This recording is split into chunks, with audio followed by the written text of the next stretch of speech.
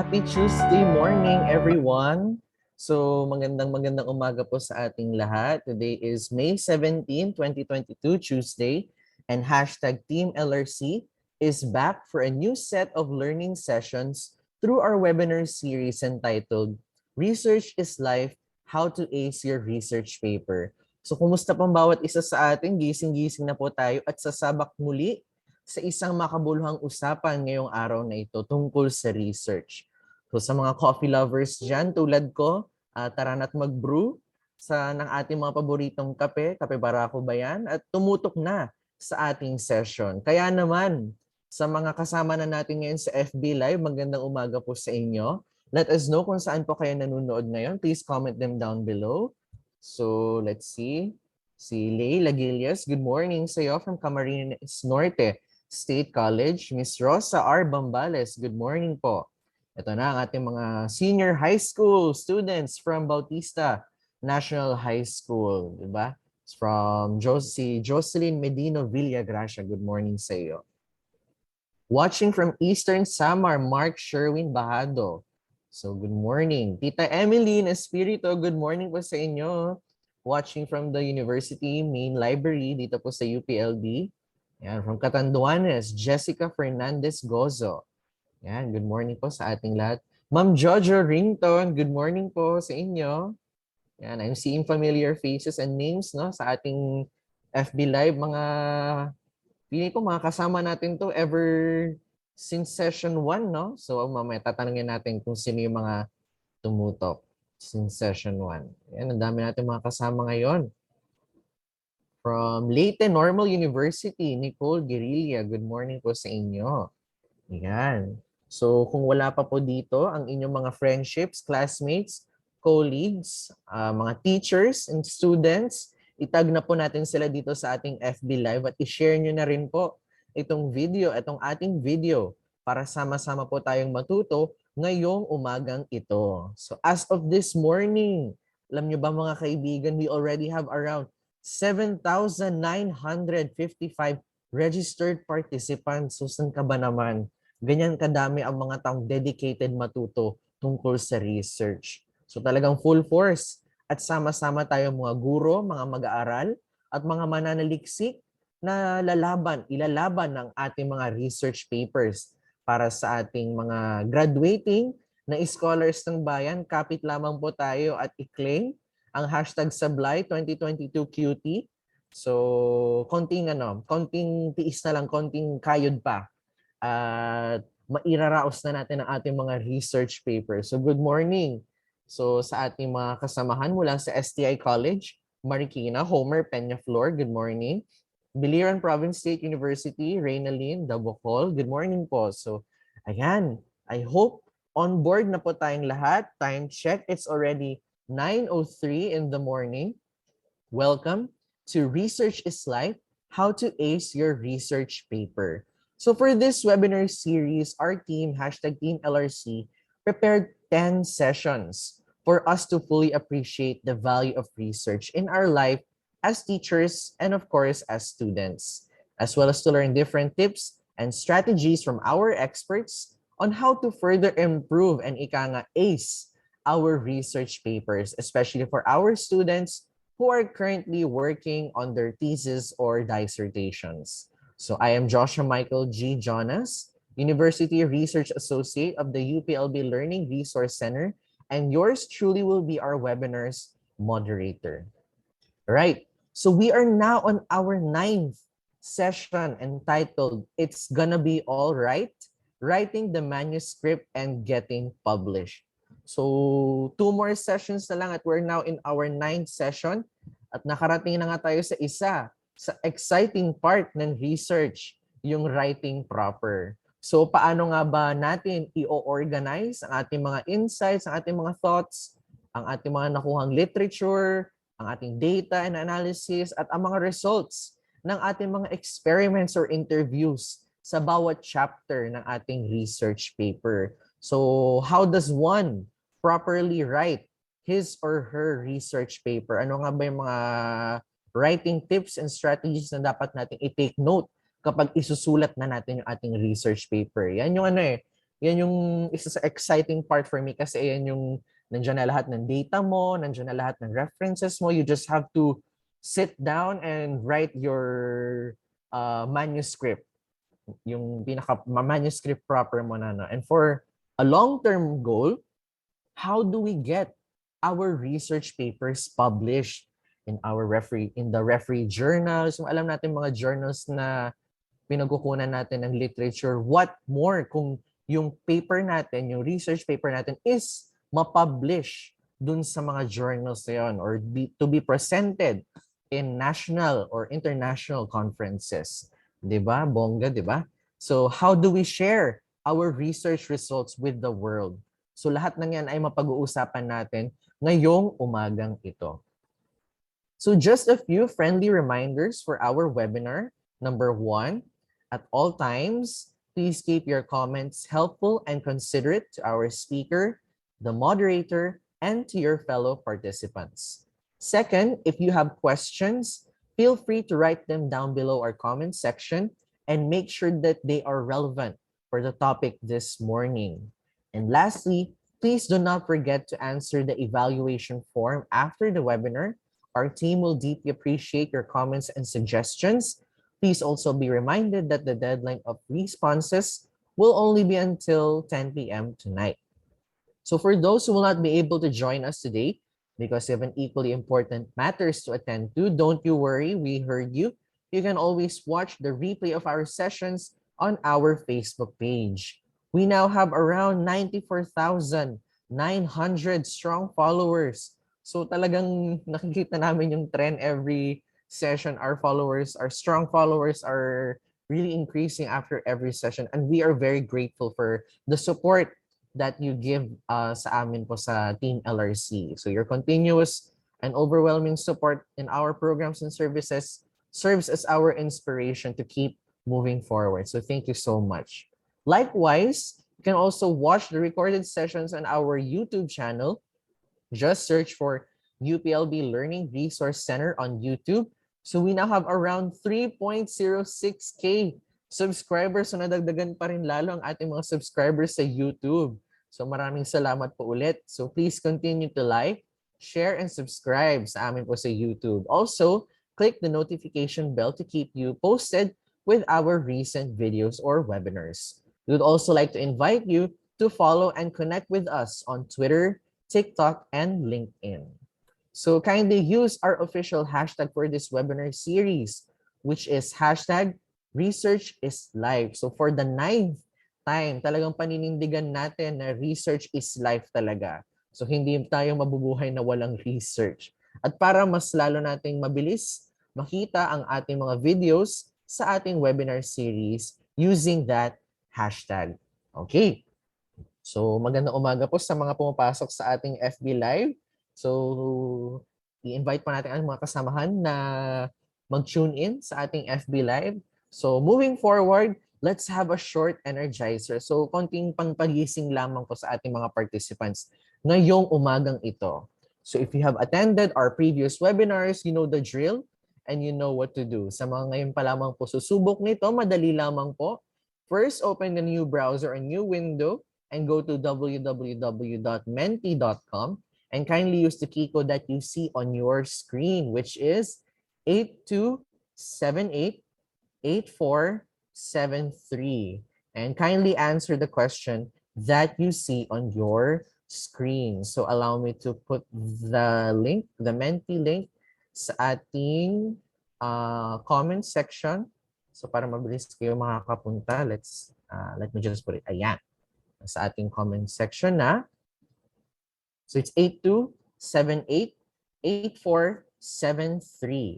All right. And kindly answer the question that you see on your screen. So allow me to share with you the Mentimeter.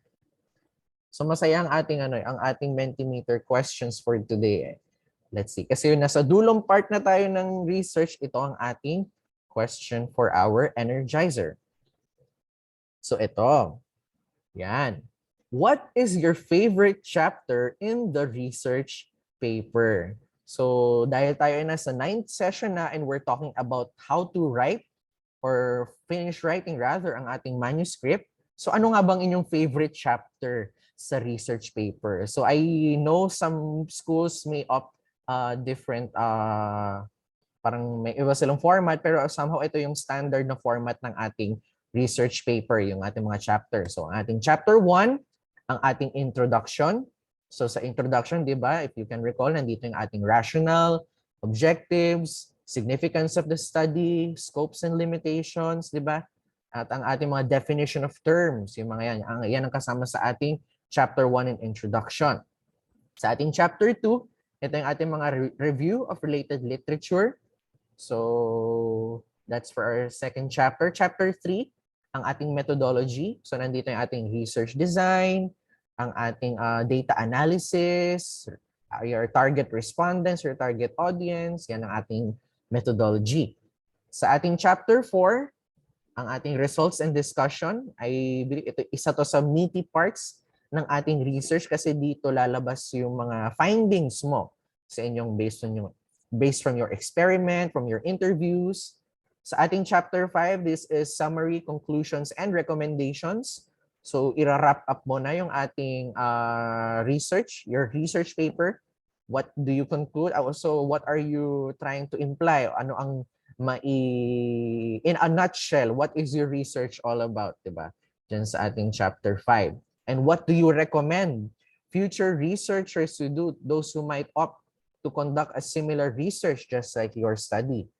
So tapos, siningit ko na rin dito ang ating bibliography at ang ating appendices. So merong 17 na ang favorite chapter daw nilang ating chapter 1, ang ating introduction. Followed by the RRL, chapter 2. Followed by chapter 4, ang ating results and discussion. Ang ating second and fourth sa rank ay ang chapter 3, methodology. Then followed by chapter 5, ang ating conclusions. At may dalawa tayong participants na sinasabi nila, ang favorite part doon nila, yung bibliography. Feeling ko mga experts na itong dalawa sa APA citation or other MLA, mga ganong site, yung mga ating pag-cite ng ating mga references, di ba? So talagang namumuna ang ating chapter 1. Sige, pabutin natin ng 70 respondents. I have 69 here with me before we proceed to our second question. Sige. So walang pumili ng appendices, no? Yung ating appendix ng research. So walang may favorite ng appendix. May dalawa ng bibliography. So sige. Isa pang respondent before we proceed. So chapter 1 followed by chapter 2, then 4, then 3, then 5. Ayan. Sige. We'll proceed with our next question. Okay? So, interesting results, no? Based from this chart. Yan, 70 respondents na tayo. Okay. So, talagang nanalo ang chapter 1, ang introduction. Ako personally, ang favorite kong part is yung yung results and discussion kasi dito mo na lalabas yung naging results ng yung experiment or survey or yung mga interviews mo. Ayan, nagpantay ang chapter 3 at chapter 4. Sige. Let's see the results again later, okay?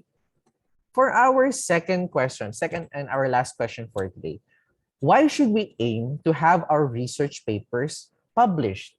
Bakit nga ba natin dapat i-aim na i-publish ang ating mga research, ating thesis, or even undergraduate thesis? As early as pag-graduate mo ng college, you can already opt to have it published in journals, di ba? So bakit nga ba natin dapat i-aim na i-publish ang ating mga research papers? So let's look at your thoughts kung bakit nga ba. I'm sure or I believe some of our participants here have already published perhaps their research in referee journals, no? Or have presented them in national and international conferences. So isa yan sa mga sa mga goals natin.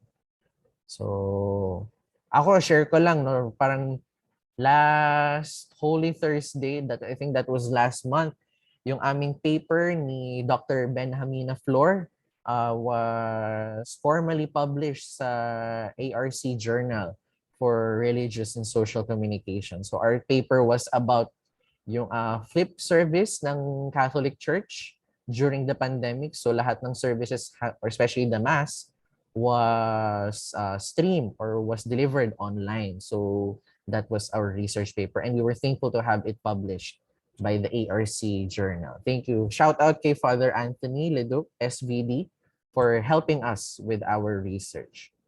So ito, let's read your thoughts. So bakit nga ba natin i-aim na mag-publish ng research paper? So to contribute knowledge, I believe that's one of our main goals in publishing our research paper.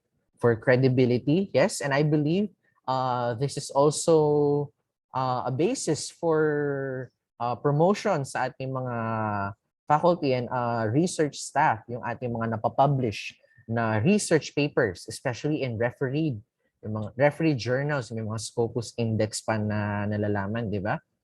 So share results, serve as reference. Yes, hanggat maaari, di ba, we want our research to serve as a future reference for future researchers who will be interested in our same topic. Awareness, social relevance, to get acknowledged, yes. Siyempre, meron tayong konting bragging rights pag na-publish ang ating research paper. So, siyempre, nakapa-proud ang ating mga advisors, ang ating university, kapag tayo nakakapag-publish ng ating research at nakakapag-contribute sa body of knowledge. For copyright, guide, or reference, help advance your career, to help others. Yes, I believe that's one of the noblest thing that we can do when we publish our research, especially when our research aims to help a particular community or group or indigenous group, for that matter. Share results, share of knowledge. Ayan, sige. So I think these are very interesting and very heartwarming answers on why we should have or we should aim to have our research papers published. So maraming salamat po sa ating mga participants na nag-participate sa ating Energizer. So talagang the biggest word here in our work is to contribute knowledge for future researchers and to establish credibility. So maraming salamat po sa mga nag-participate sa ating Mentimeter, our Energizer. So let's go back to our slide, and we will now proceed to the main part of our session. So allow me to introduce to you our speaker for this morning session. Professor Girlie Nora Abrigo is an associate professor of sociology at the Department of Social Sciences, College of Arts and Sciences here at the University of the Philippines, Los Baños, where she teaches graduate and undergraduate courses on urban sociology, social program evaluation, social gerontology, research methods, and technology assessment and impact analysis. As a sociologist, Ma'am Girlie is actively engaged in collaborative research and has published and presented papers on the sociology of agriculture, disasters, and gerontology. She has also been involved in impact assessment projects and has served as a resource speaker or keynote speaker. She was also an external evaluator and consultant for several research and extension activities. During the pandemic, Associate Professor Abrigo, with other colleagues from the DSS, conducted trainings in qualitative research in various HEIs, higher education institutions, across the country.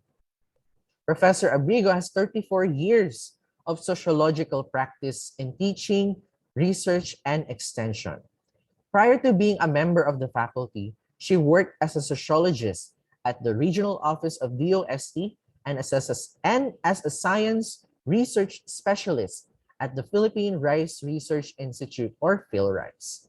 She finished her Bachelor of Arts degree in sociology at UPLB and completed her Master of Arts in Sociology at the University of the Philippines, Diliman. She is currently pursuing her PhD in Development Studies at the College of Public Affairs and Development here in UPLB. Here to share with us best tips and strategies in writing the manuscript and getting published, ladies and gentlemen, our dear participants, please welcome in the Zoom space Associate Professor Girlie Nora A. Abrigo. Good morning, Ma'am Girlie. Good morning, Josh. Thank you very much for your kind introduction. Sorry sa boses, no? Okay lang po, ma'am. Magandang umaga sa ating lahat. Sana ay nasa maayos tayo at mabuting kalagayan. So it is good that if you're the speaker for lecture 9, everything before you, yung mga speakers na nauna sa'yo, na-establish na nila yung kailangang malaman and you just focus on your topic. But we cannot avoid also going back to the discussions from previous lectures. So let me start by saying this morning that research is being done, as I've seen in your answers a while ago. It is being done to contribute to knowledge, but at the end of the day, research is being done for the betterment of society, so that eventually, in our small ways, whether we are in the physical, natural, and social sciences, it is contributing to knowledge. But at the end of the day, it is important to say that we somehow would like to contribute for the betterment of society. And another point I want to raise at the very start is that when you do research, you are joining the ongoing dialogue among scholars doing the same research or related research in the topic that you are pursuing. So let me now share my screen.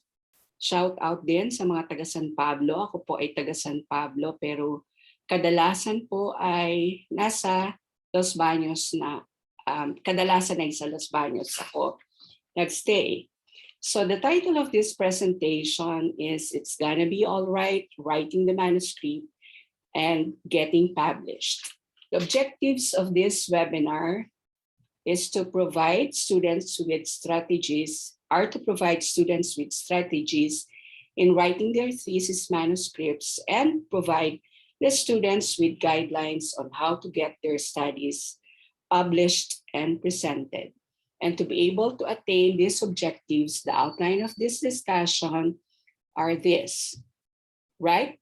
To make people mindful, not mindful. Tips on writing. The second topic will be rejection is okay, publishing your article. May hugot ba yung second na topic? The third is express, not impress, presenting the thesis results. So let me start with this main premise of today's webinar. There are moments in our lives when we've said to ourselves, I know what I think about this topic, it's just that I can't write about it. This frustration comes from the notion that writing comes after thinking. That is, writing merely represents or transforms ideas that are already formed in your head. But my take on this is that the act of writing is also the process, or at the same time, the process of thinking. Through writing, it sharpens your thinking and it clarifies your thoughts and ideas. What if the act of putting together thoughts and ideas into words changes those ideas and words for the better? Are there ways to make that changes happen consistently so that writing becomes not an end, but a beginning for your final or to your final destination, and that is finishing your manuscripts in the short term, but eventually also graduating or finishing your degree program. And the long-term impact is also to be able to build a career in the discipline that you are interested in. So this morning's presentation will be around this, will be supporting this main premise of this talk. So let me start with the first topic, which is right to make people mindful, not mind that is full.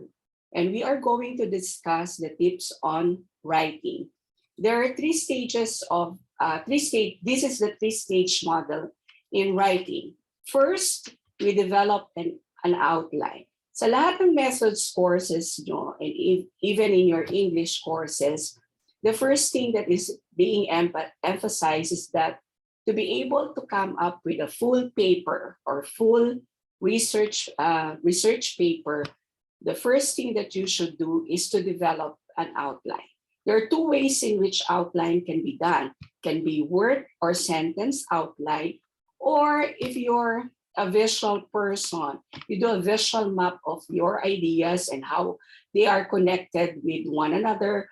There are circles with words and concepts on it. Then there are arrows to be able to know the connections and links between and among these concepts. So that's the first thing to do, the first stage. And the second stage will be writing out a draft. When you write out a draft, there are two things that we should consider. So gumagawa ka ng draft. Sulat ka ng sulat, but there is a point in time wherein you sift through the ideas. Sifting means this is trying to make sense what sentences or what ideas do not fit into the overall argument or arguments of your thesis. And then the other thing that you should do is to sort these ideas, meaning you write it, but eventually when you reread your draft, there is that realization that there are certain sections or certain sentences that do not fit together, that you should move that sentence, two sentences, three sentences, or even entire paragraphs to another part to make it more coherent and the flow smooth. And then the third stage will be editing and polishing each sentence. But the first thing is, how do you establish good writing habits? This is something, what I will be sharing to you is not because of my expertise. The ideas I'm sharing here are results of my experiences through the years. Mas una akong pinanganak, mas una akong natapos, mas una kong nakagawa ng mga researches. You will also reach that final destination at a point in time. So what works for me might not work for other people. But if you look at the literature about writing, they will tell you that you should develop the habit of writing on a daily or weekly basis. So kung hindi mag-work yung daily, devoting 2 to 3 hours of your time for writing because it will compete with your other activities, especially if you're students, even in senior high school, for instance. So what you do is make it a weekly activity. For instance, at this point in my career, I'm devoting Fridays for research.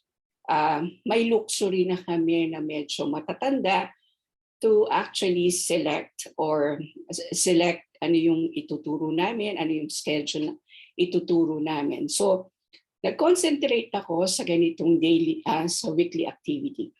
Mondays sa universidad are for meetings. So, dinivote na yun. So, may engagement ako sa department na will take most of my time because yung membership dun sa isang committee talagang madaming trabaho on a regular basis. So, I suggested that Mondays will be devoted for that, for those activities, for that committee and other committees. Then your Tuesdays, Wednesdays, and Thursdays will be for your classes. Then Fridays are for research work. So kung madaming engagement, doon ako nag-schedule ng meetings with research assistants, for example, meetings with co-researchers, and also devote also that time, certain time, or 3 to 4 hours of writing on a Friday, so that I know that when Friday comes, then that is a day for writing. But it's not fixed. It's something that that is flexible. Ganyan naman ang buhay, di ba? May mga pagkakaiba sa schedule. Minsan, kahit alam mo Mondays yung meetings, magiging Fridays and all. But what I say is follow and make it a habit that you have a certain schedule for writing. The second one is write while you are fresh. Okay? Fresh talaga, no? Or when you can think clearly. What works for me will be early morning. I'm very productive for, hindi ko na kaya ngayon yung 4. When I was younger, when I was a little younger, ang oras ng pagtatrabaho ko ay pwedeng magsimula ng 3:00 o 4:00. Ngayon, hindi ko na kinakaya. 5:00 na yung pinakamaaga because also of my health condition. So, yun. Pero kung sa iba, mas productive sila sa gabi, kung saan madami na silang mga nakausap, magpapahinga ng konti, at they can think clearly. So it's not only being fresh. Yung being fresh will refer to the morning schedule. But what is more encompassing is when you can think clearly, whether it's the middle of the day, whether it's at night, or any time of the day, as long as you can think very clearly. And ito din ang sinasabi sa atin ng mga experienced writers or researchers. Write in small, regular amounts. Dapat meron kang manageable target per week. O susulatin ko ba yung 1/4 of my of your favorite part of the thesis and research which is the introduction. Masaya ko kasi yun yung gusto nyo na topic. Kasi yun din yung pinakamahirap sulatin. Once you have started it, madali na yung mga susunod na bahagi. Remember that kahit tinitingnan natin na linear itong steps in the research process, it's not really linear, but iterative naman yung process. Talaga namang sa totoong buhay, nagsisimula ka sa review of literature, which for me is a challenging part of any research because of where to look for the literature that is related to your topic and many things related to it. What is important is the third point is related to the first. So if you are making a daily or weekly habit of writing, then you can write in small but regular amount so that your timeline with your advisor will be followed smoothly, no? And then you can also keep daily chart or journal. So kung chart yon, kung ikaw ay medyo oriented sa visual, nakikita mo lahat, yung progress mo, you can really make your or chart your progress, ilan na yung what time spent in writing. Pero yung time spent in writing does not mean that you're productive enough. Pero okay lang yon. Ang importante, you're making progress. Pwedeng ang gawin mo, page equivalent of what you have finished. Or kaya, pwede mong tingnan yung planned percentage of planned tasks completed. Bakit ito ginagawa sa pagsusulat? Importante yon so that para sa atin, mga tao, and alam ko para sa mga bata, mas gusto mo nakikita na may progress ka somehow. Diba? Small steps will lead you to your destination. And then, the other thing is, kung naman napapractice mo din yung pagsusulat, keep a journal, a daily journal, a weekly journal on where are you. Okay. And then plan also beyond daily goals. Yung sinasabi natin, susulatin ko to ngayong araw. But that will be your objective. At the end of the day, may goal ka. Ano yung goal mo? Nag-usap kayo ni advisor, first draft dapat available na this time. So yun yung sinasabing plan beyond the daily goals. That the final manuscript ready for submission to your college, for signature of your dean, and also other people will be signing the manuscript. Alam mo kung kailan mo dapat, when it has to be submitted, so that you will also be given a grade for your thesis. Ito, mahalaga that we have support groups. So you share your writing with supportive friends. Pero kung kaibigan ka, kahit sa ibang disiplina, they will know what is lacking, or or there are certain parts that are not clear in your thesis. So it's good to share your writing, or to share what you have written with supportive friends.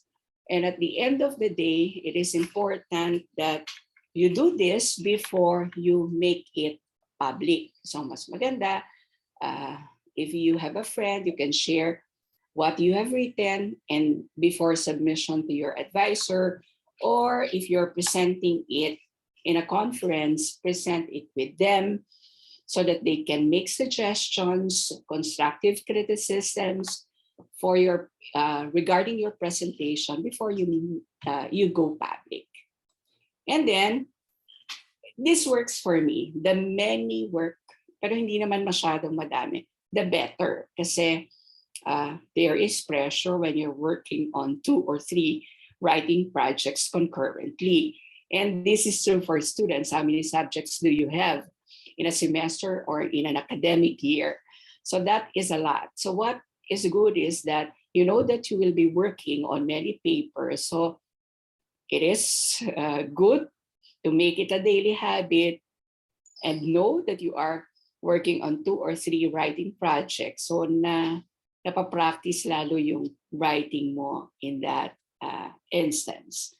And then the other one, mahalaga to, lalong-lalo na sa akin nung hindi pa uso din yung mga computers. Consider also the implements of writing. I'm referring to the kind of paper, the kind of ball pen that you use.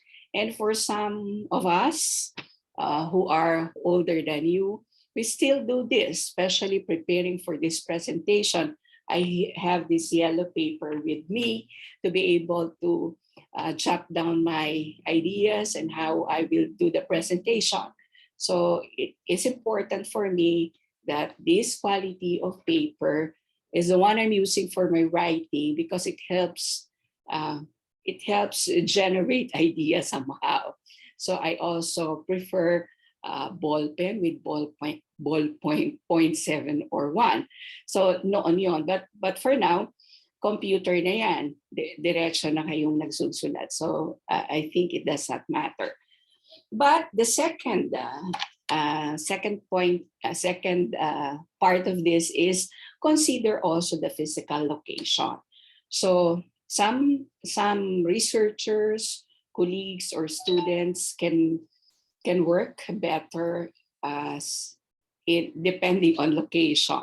For example, sa Starbucks, for instance, yung quiet place, for instance, in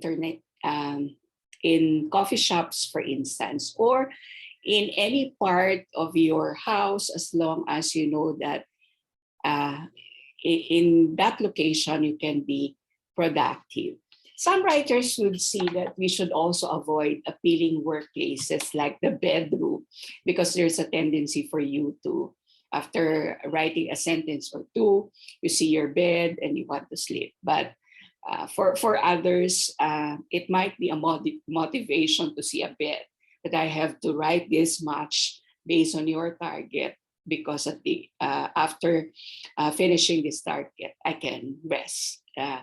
Sometimes the advice is to face a blank wall so that you can generate ideas, but it differs from person to person. Determine what makes you productive, and that will be the way in which you can determine what works for you. So what are the steps to fast track thesis writing? And there are 10 steps from communicating with your advisor to outlining each chapter. Let's discuss each one of this. So, lagi kong sinasabi, sa lahat ng webinars, especially if you're a student, kahit senior man yan, senior high school students hanggang PhD students, kakampi mo yung advisor. Hindi pinagtataguan, sinisigurado na nakikipag-usap on a regular basis. So when you communicate with your advisor, these are the prompts for your discussion with your advisor. Know when are the deadlines for submitting chapters, first draft. Kasi the submission of the thesis or dissertation would also depend on the advisor. Some advisors would prefer submitting the entire or the full manuscript from chapters 1 to the last chapter. But for some advisors, they prefer submitting the draft so that the ideas, the comments will be built on throughout the manuscript. So what is preferred by your advisor, you follow. One lesson that we learn also, being a student, is that of intellectual humility. So the second is, you should also, the second part of the first point will be, know the advisor's schedule and availability. When is the best time to consult with them on topics about your thesis? Advisors will also differ.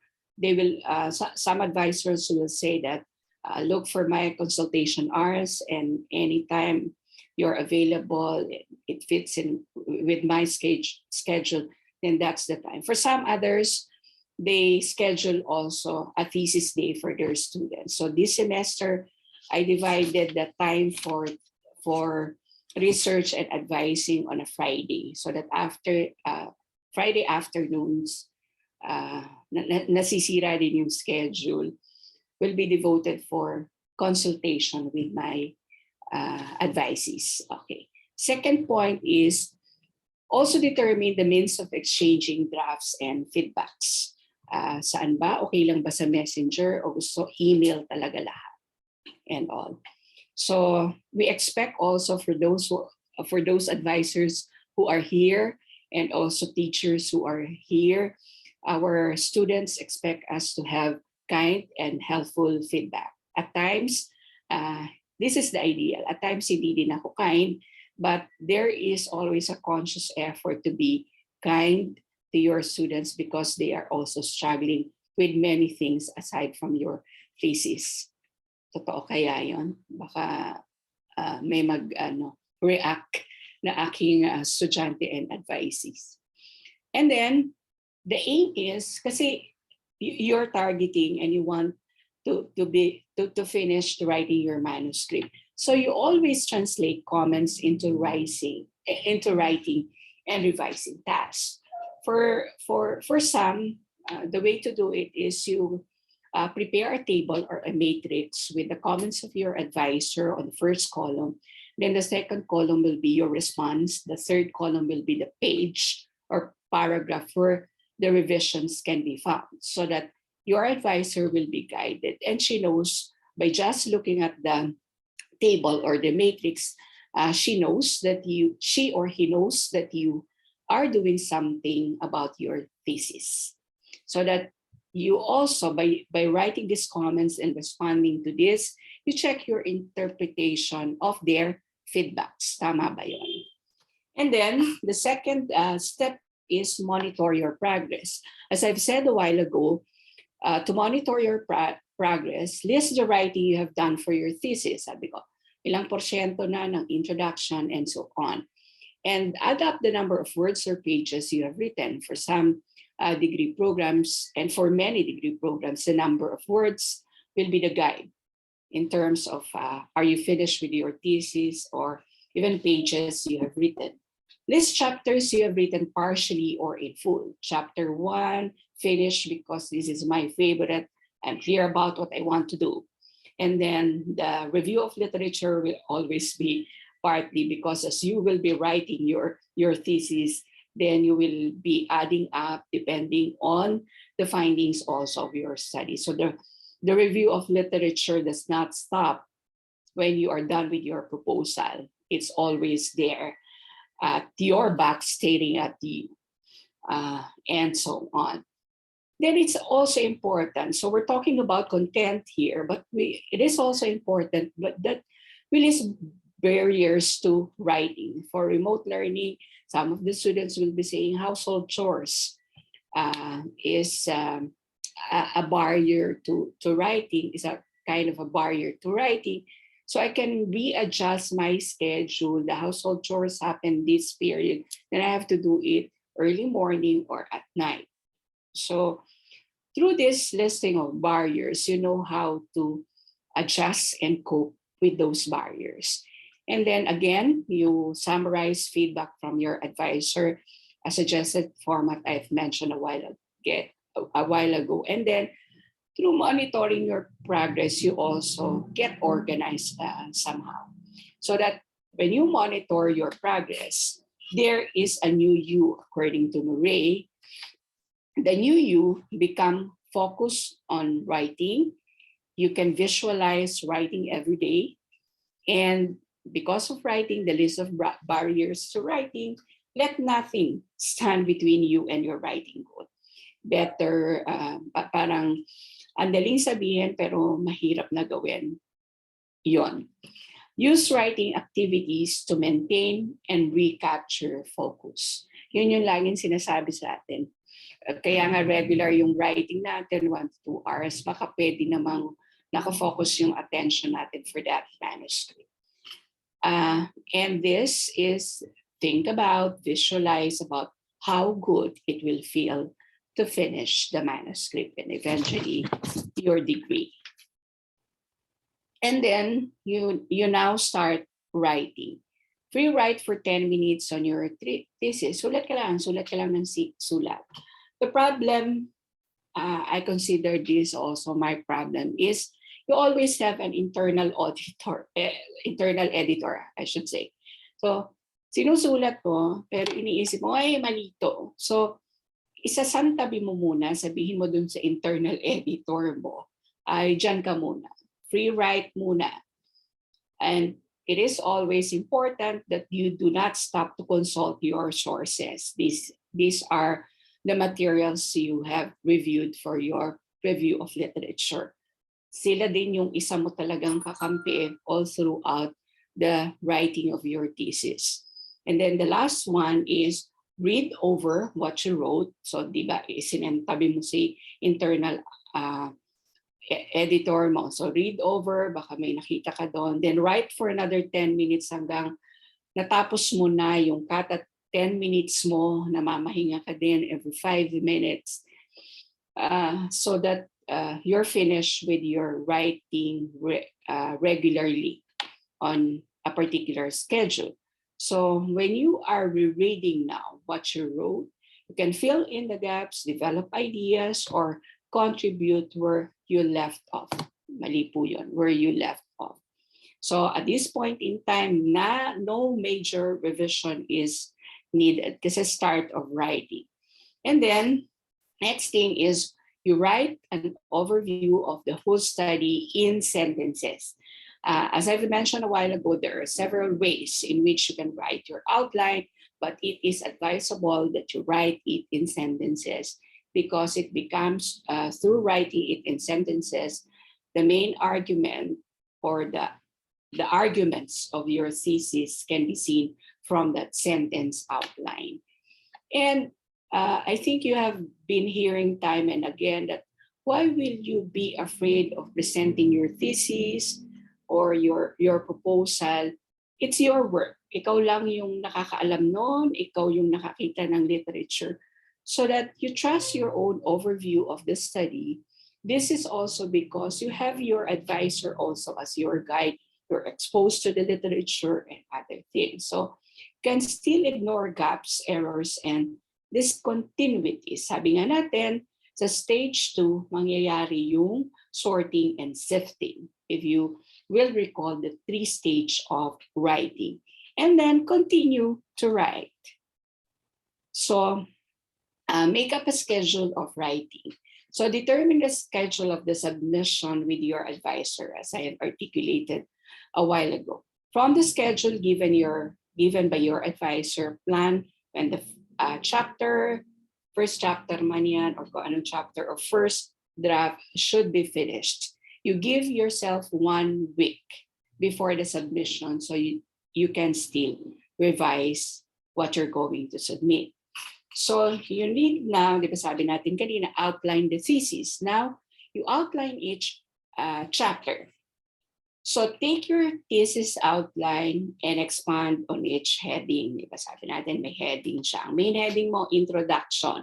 Pero sa introduction, sabi nga ni Josh kanina, this is where you put in the rationale of your study, the purpose statement. You have also your significance of the study, and then you have also the objectives for quantitative and research questions for your qualitative.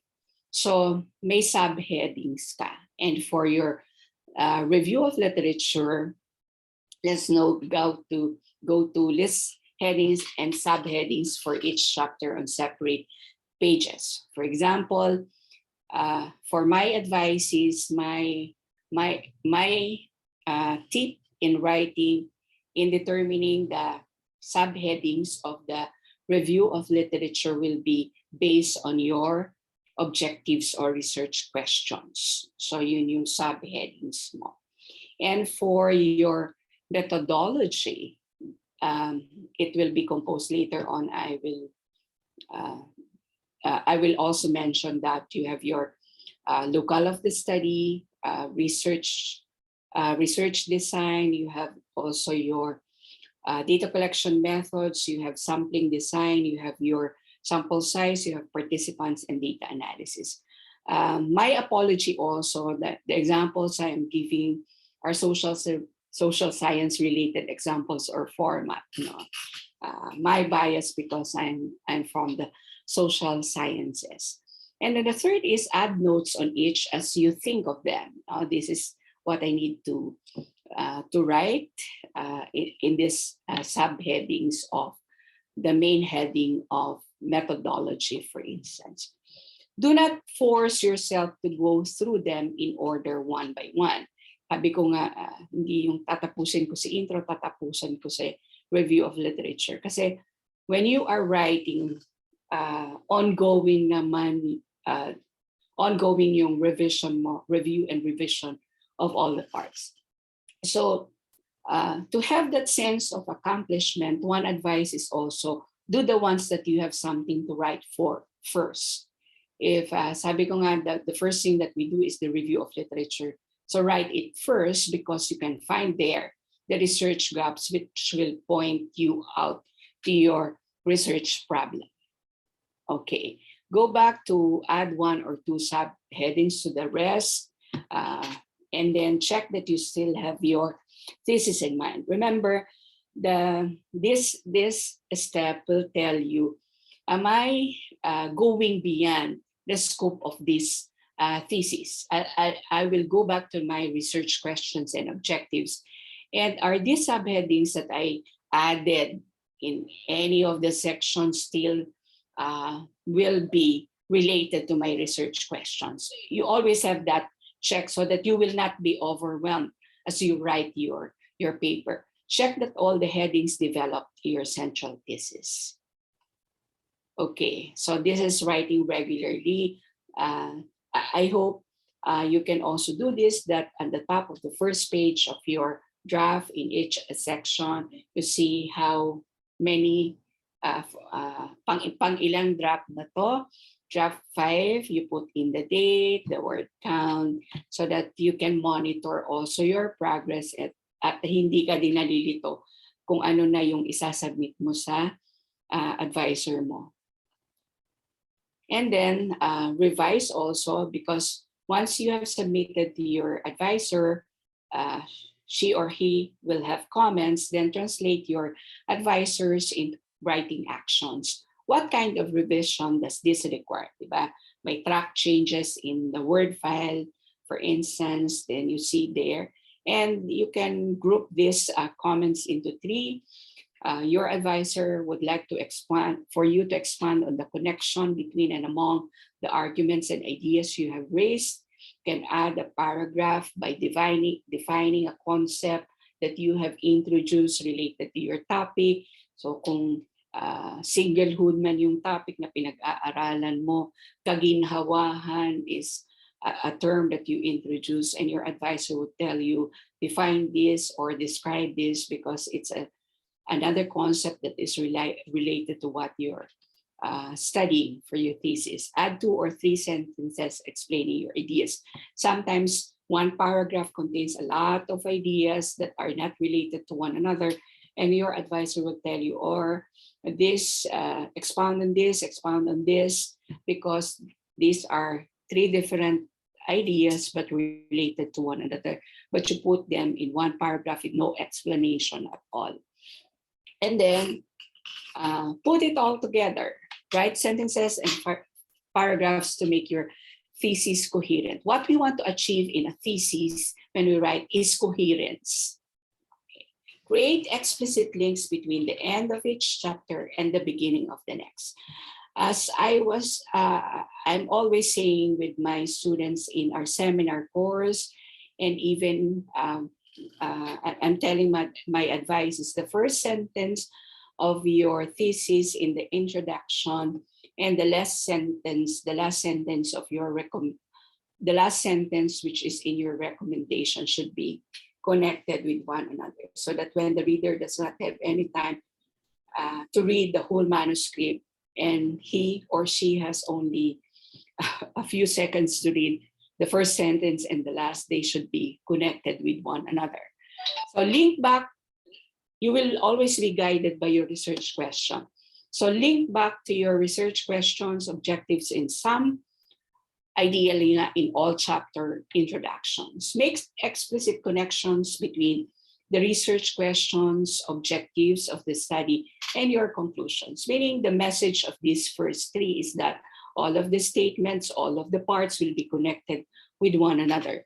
Link your final statement about your contribution to knowledge to your earlier statement of the gap in the literature. As I've mentioned a while ago, literature review helps you determine the gaps in the literature. As I've mentioned also, when you do your review of literature, you're joining the ongoing dialogue among scholars working in your field. So that by knowing the research gaps, kung yan man ay population gap, kung yan ay evidence gap, knowledge gap, practice gap, then what is important is you can make that what is the contribution of the present study to the research gap. And this will be translated now to your research problem. Write a summary for the final chapter that shows the progression of your argument through all your chapters. And then eventually you will be writing a short version of this summary for your introduction and abstract. Do the final task. Diba? Nakadating na tayo doon. Check your university's regulations for thesis format and content. All throughout the stages, one thing that should be followed is to rest.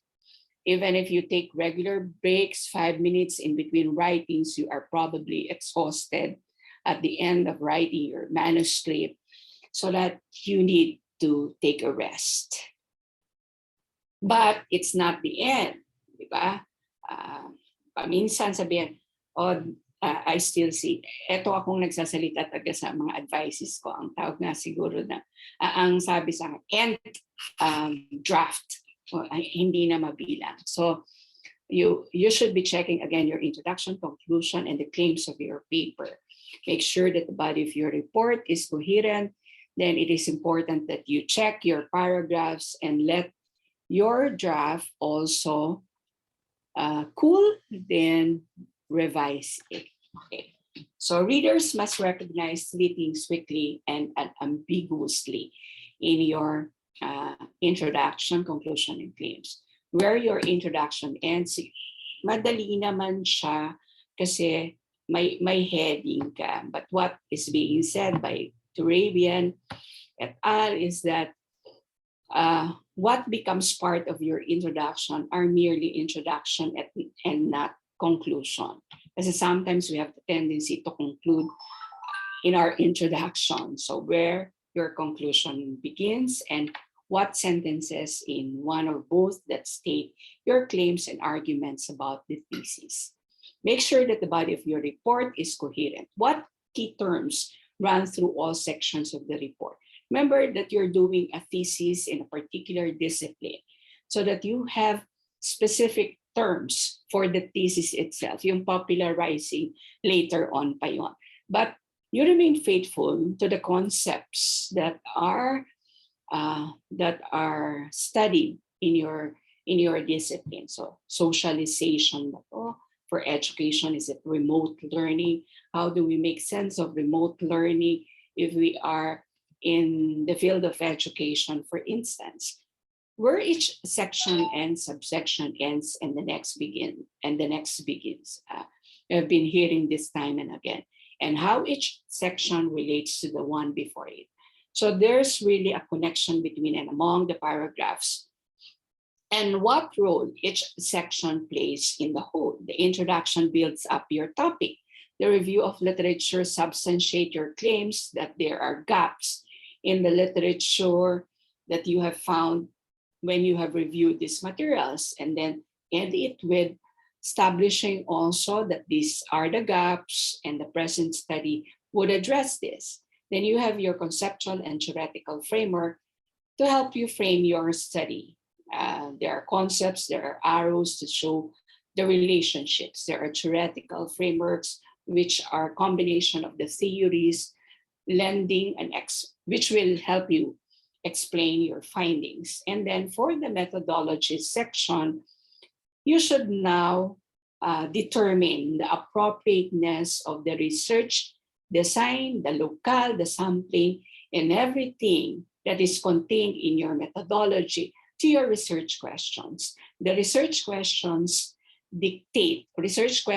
and objectives dictate the appropriate methods, research designs, population, sample, that should be used for your study.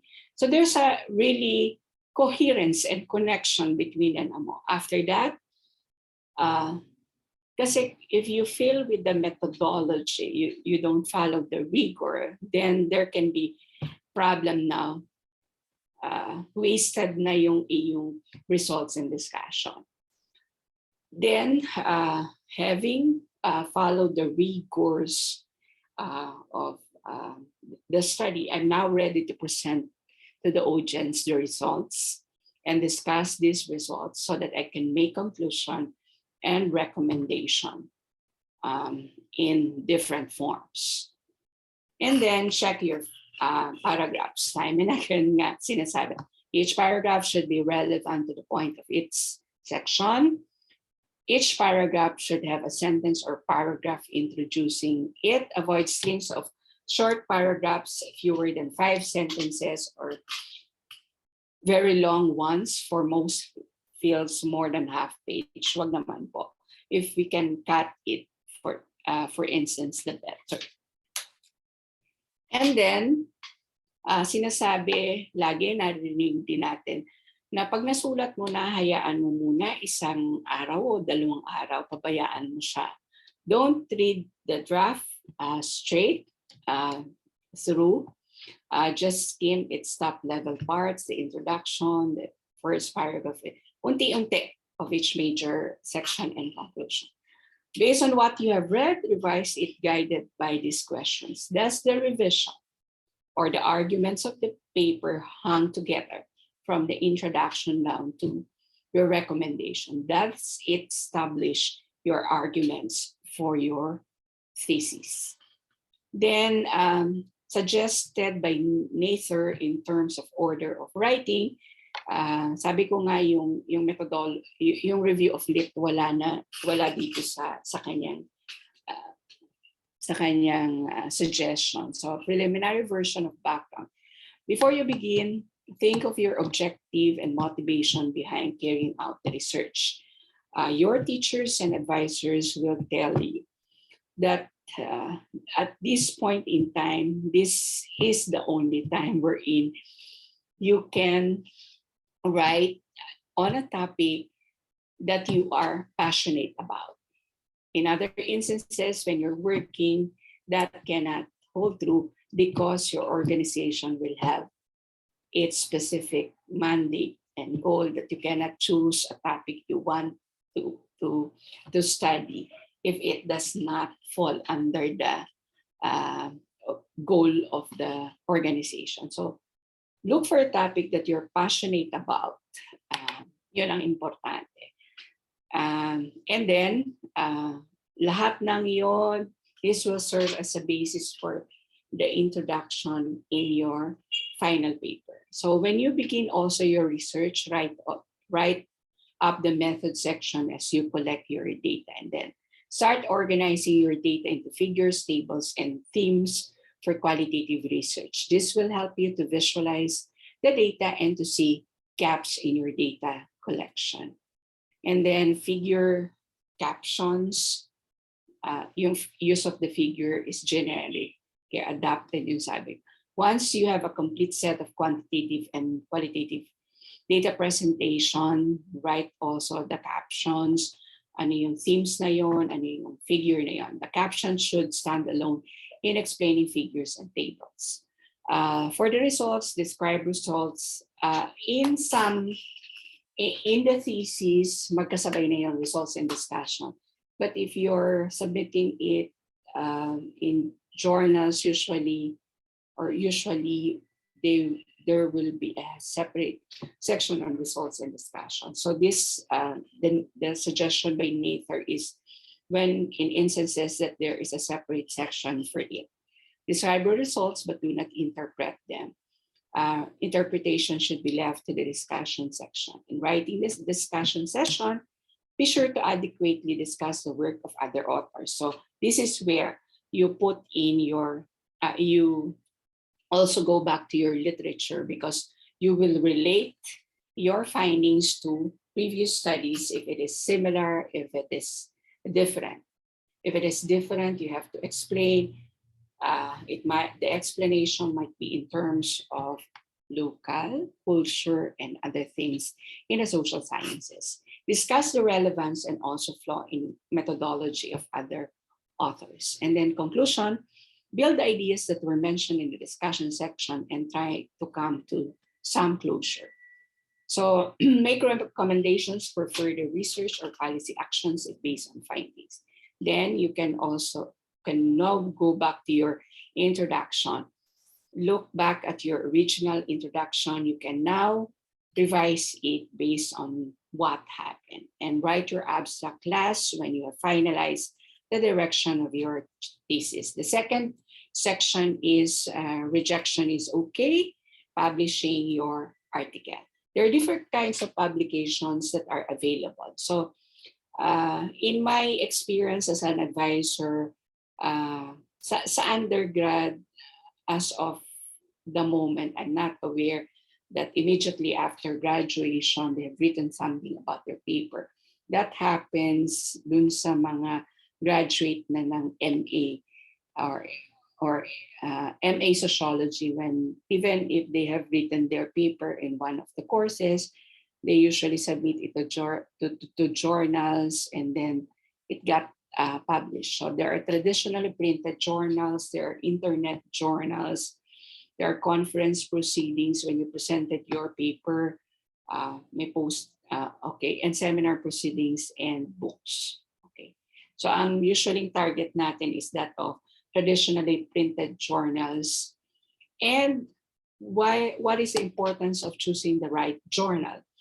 It affects the impact and readership of one's research article. Why do you want to publish? You want to publish because you want to communicate to a wider audience, to a lot of people, the results of your study. So it is important to recognize that each journal specializes in a highly specific area of research. For instance, in sociology, you have also journal on qualitative research. So alam mo na yung tinatanggap doon ay ang method, ang design ay qualitative. So merong Journal of Marriage and Family, for instance. So you should become familiar with the journals in your field. And this is also, you are being exposed to the journals in your field because of your review of literature. Doon mo na nakikita, saan ko ba ito pwedeng i-publish?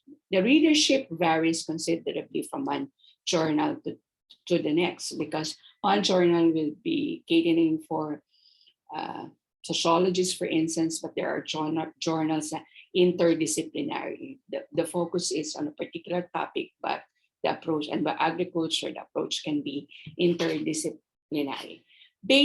Choose a journal that would allow it to best reach out to its intended audience. Consideration to know what is the right journal. Compare the focus and readership of the journals chosen, one's intended target audience, and the content of one's article.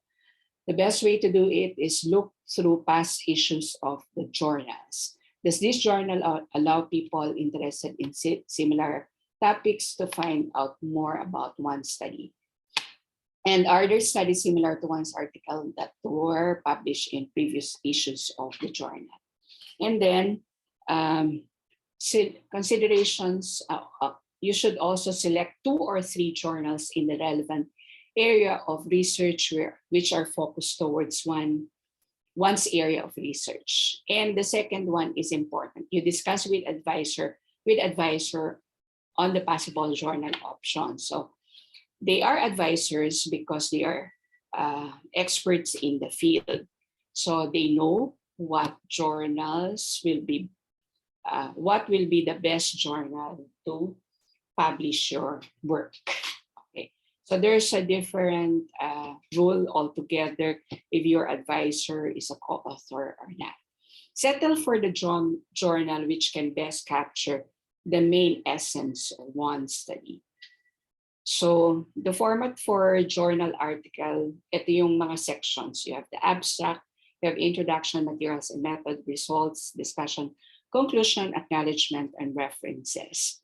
So the title consists of the subject matter, the locale of your study, the participants or the respondents of your study, the authorship, and the order of co-workers. The abstract, keep the abstract short and effective. There are guidelines on how many words, depending on the journal that you have, that you will submit your article. So the abstract should generate reader interest. So it has to be well written, and do not include abbreviations, footnotes, or citations in the abstract. So the introduction provides a general background of the study. As I've mentioned a while ago, discuss previous work that has been done in the area of study. This is where the review of literature comes in first. And what are the literature that you should include in the introduction? These are the more recent literature, because you want to join in the ongoing dialogue. So this is important that you include the more recent studies so that you know that these are the developments and contributing to the dialogue in this topic. Describe the problem the study is addressing, discuss the problem. So ito yung purpose statement mo. And also kadugtong nun yung research questions and objectives. Elaborate on one's contributions to the area of research, raise new issues that are going to address, and justifies research relevance. Ito yung significance of the study. For the materials and methods, these are the things that are included: the research design, data collection methods, participants or respondents, sampling design, at least for the social sciences. Don't forget the quantitative and qualitative analysis. If you will be using Likert scale, how do you interpret the score? Will there be a composite score for knowledge? For instance, details of materials or instruments used. And for the social science, it is important to also specify relevant ethical considerations. In most publications for the social sciences, they are requiring for the ethics review, or your paper had undergone ethics review. That is the reason why in one of the lectures in this series, you have one topic on research ethics. And then for the results, you follow the objectives or research questions. That's how you discuss it. At the end of the day, it is important that you have answer these research questions. So some advisors, some colleagues in the department that they are advising would ask their students to prepare again a table or matrix that specifies in the first column the research questions or objectives. The second column will be the direct quotes, for instance, for qualitative, the findings in quantitative in terms of percentage. And then alam mo na natutugon mo yung mga tanong na ito. Yon. Tapos, syempre, yung direct quotes sa translate mo into themes. Tapos yung percentage na yon, titingnan mo ano yung discussion ito at implication. So, by doing that, you know that all of your research questions and objectives are being addressed. Do not use pictures and graphs excessively. No? For the discussion part, the assumption is it's separate. The discussion should have good depth to support the case in point, kung ano yung argument of your thesis. The paragraphs must be expressed in the correct sequence to ensure good flow or smooth flow in the line of argument. And it should include good and extensive review of literature. And then for the summary conclusion, recommendation. So sa summary and conclusion, sa summary yung highlights of the findings. Diba? For the conclusion, the significant results of the study. The answer is what have I found out in response to the research questions and objectives. But sorry pala, yun yung sa summary. But the implication of the findings na sinasummarize natin sa conclusion. So what are these findings? If my finding is the farmers are aging, for instance, what is the implication of these findings? Will we have second generation of farmers? And what will happen to the agriculture sector if this is the case? Recommendation for further studies and policy recommendations, if any. So you also will have a section of acknowledgement for those people who have helped you or institutions. So unang-unang pasalamatan yung respondents and participants, agencies and offices, advisors, funding agency.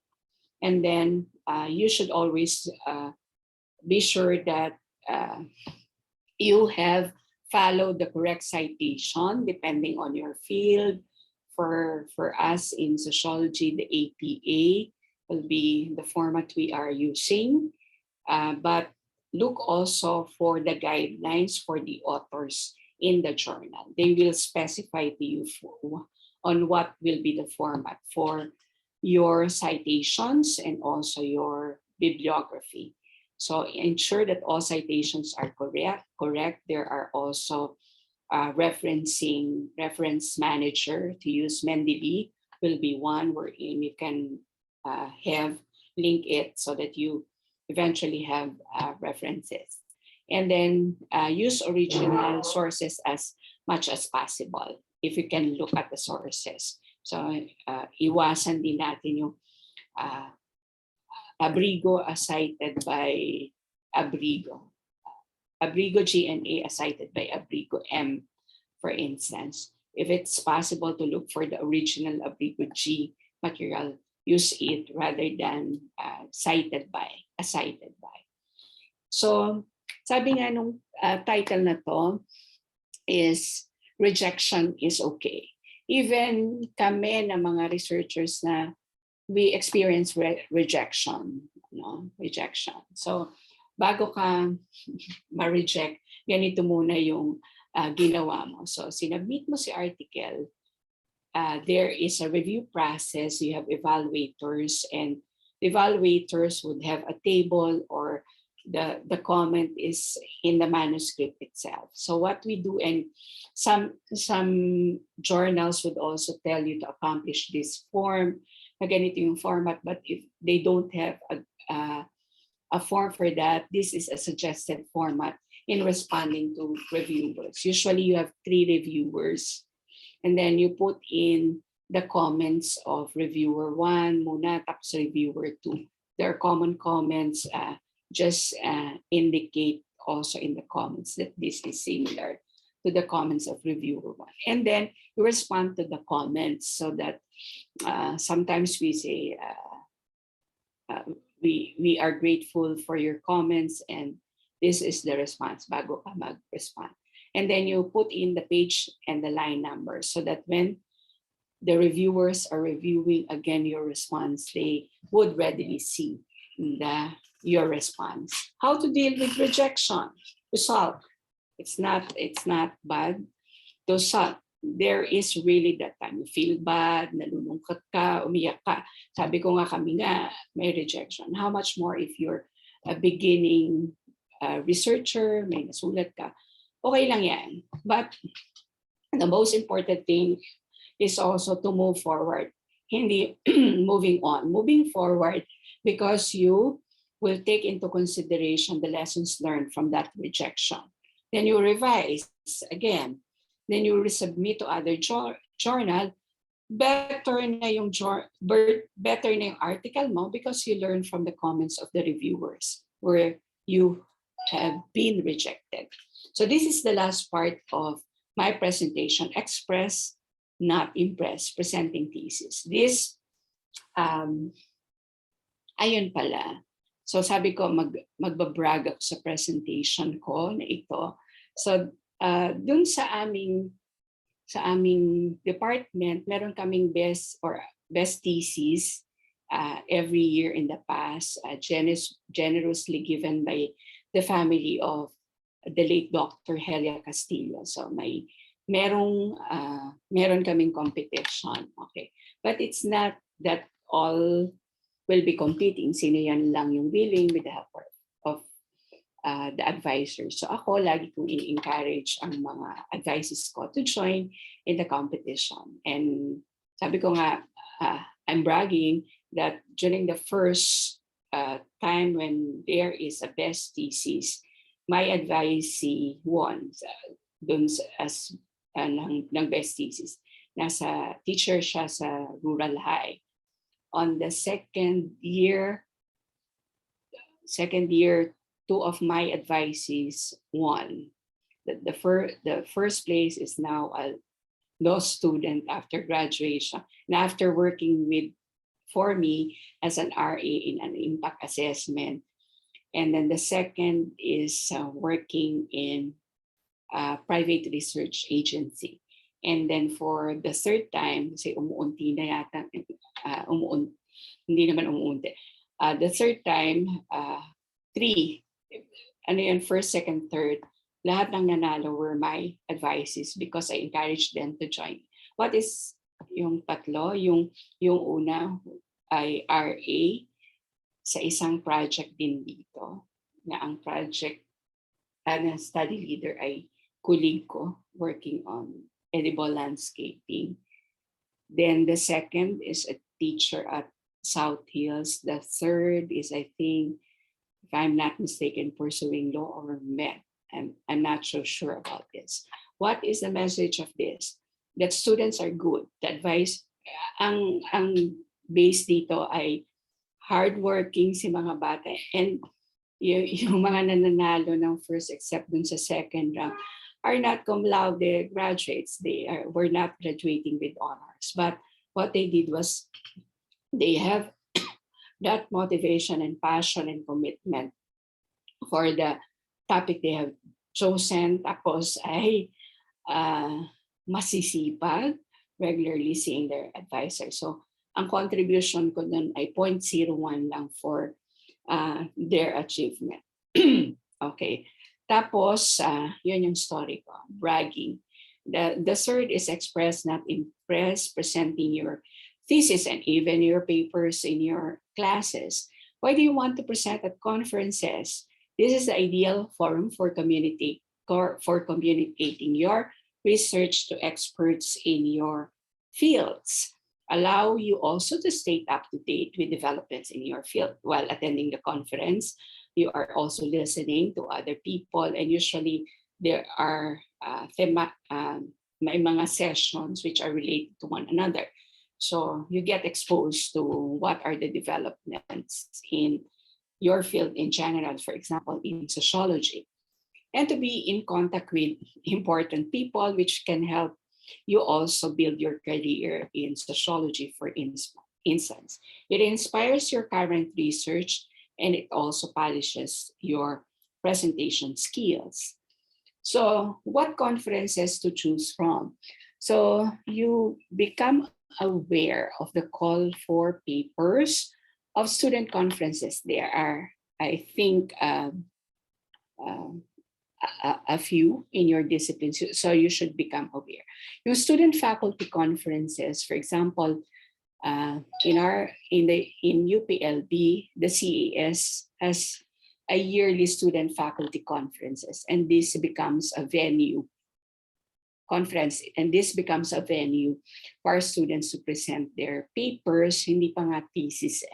Then you can also look for or visit the website of the professional organizations where you want to belong after graduation as you build your career.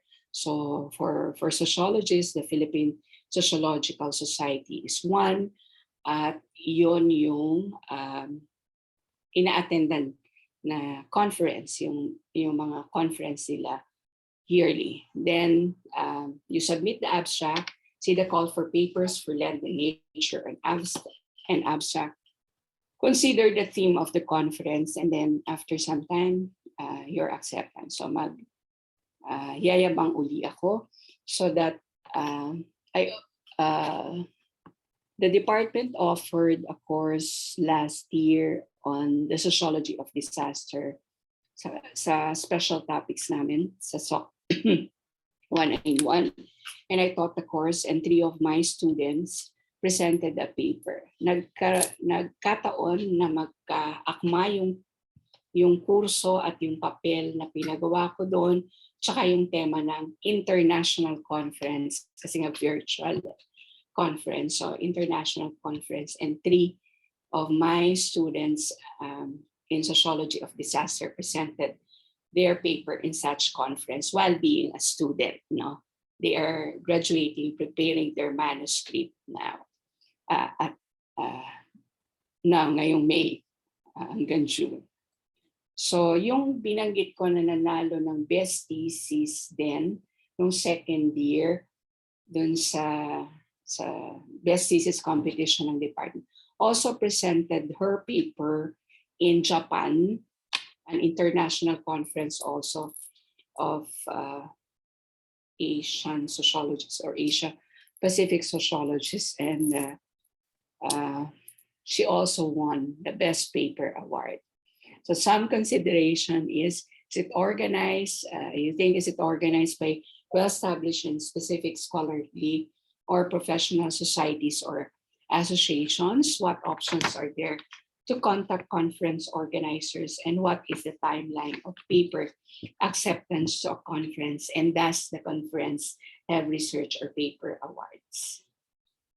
So you prepare for a conference by asking yourself, what does the audience already know, and what do they need to know?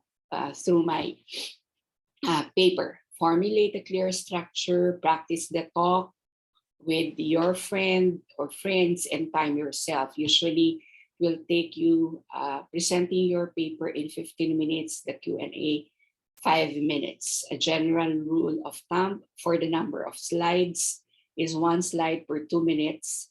Use visuals where applicable and minimize the amount of text on your slides, which I violate in this presentation. So I think this is the last slide. Presenting your research, you state your aim and purpose. Base, kukuhanin mo na lang to dun sa thesis mo, manuscript. Contextualize your research, then present your methods and findings clearly and attractively by using more figures, for instance. Deal with questions effectively. Wag defensive. Sometimes the questions are for clarification or hindi nila narinig. End your talk with a powerful take-home message. And I think I will end this presentation, and these are my references. I will end this presentation with hopefully a powerful message that I hope you will continue writing your manuscript. This is for your personal growth. But at the end of the day, it contributes to knowledge that somehow contributes to the betterment of society and the quality of life of people. Ang ating pananaliksik at pagsusulat ay para din sa bayan. Maraming salamat at magandang umaga. Josh, that's Thank you it. very much, Ma'am Girlie. So that was a very comprehensive and a very fruitful session, Ma'am Girlie. Ako po personally, nakapagnilay ako throughout your session po with regards to to writing the research manuscript. Sige po, ma'am, maybe you would want to drink water po muna or ano? Okay lang ako. Sige po, ma'am. Go tayo. Okay po. Sige po, ma'am. Ano po, Ma'am Girlie, throughout your presentation, nire-reminisce ko yung naging research journey ko during my undergraduate years. And hopefully, na-foresee ko yung sarili ko pa when I already begin my master's thesis, hopefully next year. So, I will, replay this recording of our session personally for my use. So, thank you, ma'am. I think marami po nagpapasalamat, ma'am, sa ating FB Live. It was a very informative session. Ang sabi ni Elia Zaid, and it was very encouraging po. Nakaka-encourage daw po kayo, Ma'am Girlie. Sabi po ni Nancy Macapagal. So, thank you po. So, eto ma'am, sabi ni Rachel Esguerra, thank you very much for fueling up our drive to write. So, talagang ma'am, we will live up to the name of our session. It's gonna be all right. All right. Gonna be all right when you write. So, yeah. So, are there questions from our participants with regards to presentation ni Ma'am Girlie on writing the manuscript and getting published? So, let's see. Siguro in-internalize pa po nila, Ma'am Girlie, yung ating presentation. Pero ako po, Ma'am Girlie, I really like po yung na-mention nyo kanina. Yun talagang tumatak sa akin na your first sentence in your introduction, in your chapter 1, Writing is thinking. and the last sentence in your recommendations should be connected. And bigla akong napaisip, connected kaya yung sa akin. Pero ma'am, bigla akong nag-light bulb moment ako na, oo nga, no, dapat nga magka-connect sila. Kasi dapat, pinagtahi-tahi mo yung lahat ng chapters mo sa iyong thesis. So, kayo ba, ma'am, ay agree ba kayo dun sa, sa results na ating energizer na ang chapter 1, ang favorite part daw po nila? Ano pong take niyo kasi doon? yun ang pinakamahirap. Gusto nating tanongin din siguro yung mga sumagot. Kahit i-post nila, bakit yun ang pinakapaborito nila? Pinakamahirap yung sulatin. I agree, ma'am. No? Kasi una sa lahat po, ang una mong dapat pong masulat is yung yung RRL mo, if I'm not mistaken po, no? Kasi you have to establish muna ano nga ba yung pwede mong pasukan na area ng study mo. Kayo, ma'am, ano ba pong favorite chapter nyo as a researcher in sociology for many years back po? Wala, ano pong favorite chapter? Lang. Wala, pantay-pantay lang. Kasi, of course, kasi yung methodology, tingin ko, is the easiest part. Di ba sabi naman natin, hindi natin sinusulat lahat. So paminsan, uunahin natin research questions o kaya purpose statement research questions. Tapos saka ka pupunta dun sa methodology. So pag natahi mo na yun, madali ka nang bumalik dun sa kabuuan ng intro mo, balikan mo si web of lit, tapos i-polish mo si methodology. Kasi doon naman nakafocus yung attention natin sa proposal. Kasi half na yung writing natin if our intro to methodology are good and excellent na or excellent na satisfactory na yung writing because it's merely just answering your research question when you do your results and discussion and the rest of your paper. Kasi yung recommendation mo, you go back to your significance of the study and then you rewrite it to appear as a recommendation. Thank you, Ma'am Girlie. I agree po na. And I think, ma'am, that is the reason why dito sa atin sa UPLB, no, yung ating 200A across our degree programs ay chapters 1, 2, 3 ng ating research paper kasi nga dapat ay before you proceed with your data gathering dapat somehow flawless na yung inyong yung rationale, your objectives, your research questions, na tapos yung methodology mo before you proceed with your data gathering and eventually data analysis na. So, Binabasa ko yung yes, ma'am. comments nila. Binabasa ko. Opo. Yung, Sige lang po, ma'am. it's the So, reason why I'm not looking at you, ha? Sige lang po, ma'am. So, yes, marami pong nagsasabi na very detailed daw po yung ating naging discussion. So, yan. Thank you po for sa mga nag-comment. Tanong po kayo. Baka po may question po. Ito po, ma'am. May question po tayo from... Naku, I don't know.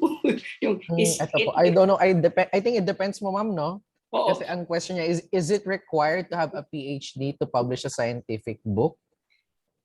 In our discipline, you look at Randy David, but Randy David is Randy David. Randy David is, we call them Prof. Randy David and the Randy David. But he does not have a PhD, but he had written a lot of books. So it depends on your discipline siguro and the requirements of whoever will be the editor, for instance. I don't have a PhD, but I have read ongoing. Ongoing always na. Josh.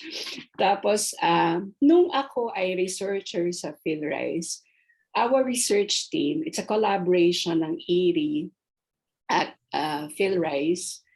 Collaboration yung book, interdisciplinary siya. We come up with a book, and one section of that was written by different authors, a combination of those with no PhD and with PhD. Sometimes the senior author will have a PhD. Dun sa case namin ganon ang nangyari. And then the co-authors are those with. So I don't have a definite answer if it's a yes or no. I hope you will. It would depend po siguro, ma'am. Yeah, it would depend with their organization or institution. If that's a qualification or a requirement ba po. Ito po, ma'am, we have a question from Mark Redden Pacaon. I think this is a very important question, ma'am. No? Yeah. How do we discern predatory journals to those who are legitimate? Okay. May site, may website to look at it. Hindi ko lang matandaan, but Diyos siguro ang maganda din ay popost din at paano ba sila mako-connect. There is a link that would actually use. Pero siguro general guideline siguro. If you receive an email from such journals asking you, requesting you to publish for them, be very cautious and wary. The second one is, kung ang review process ay napakabilis, 1 to 3 days, magduda ka kasi the review process will take you 3, 6, or even a year for a publication of an article. If they are asking you also na masyadong mataas yung fee, publishing fee, then you should be very cautious. Siguro in the next webinar, we can post that link, Josh, dun sa last session, so that can help you mark with your question. Or siguro I posted my email address a while ago. You can email me so that, ayun, si JM na yung nag-post. Ayan. Sorry, JM, thank you very much for the help. Yan. Ayan. Sige po, sir. Ilalagay natin to sa ating sa ating chat box. No? Ayun. Sige, thank you for that, Ma'am Girlie. No? Kasi I believe nga po, no, that's also one of our issues dito po sa academe.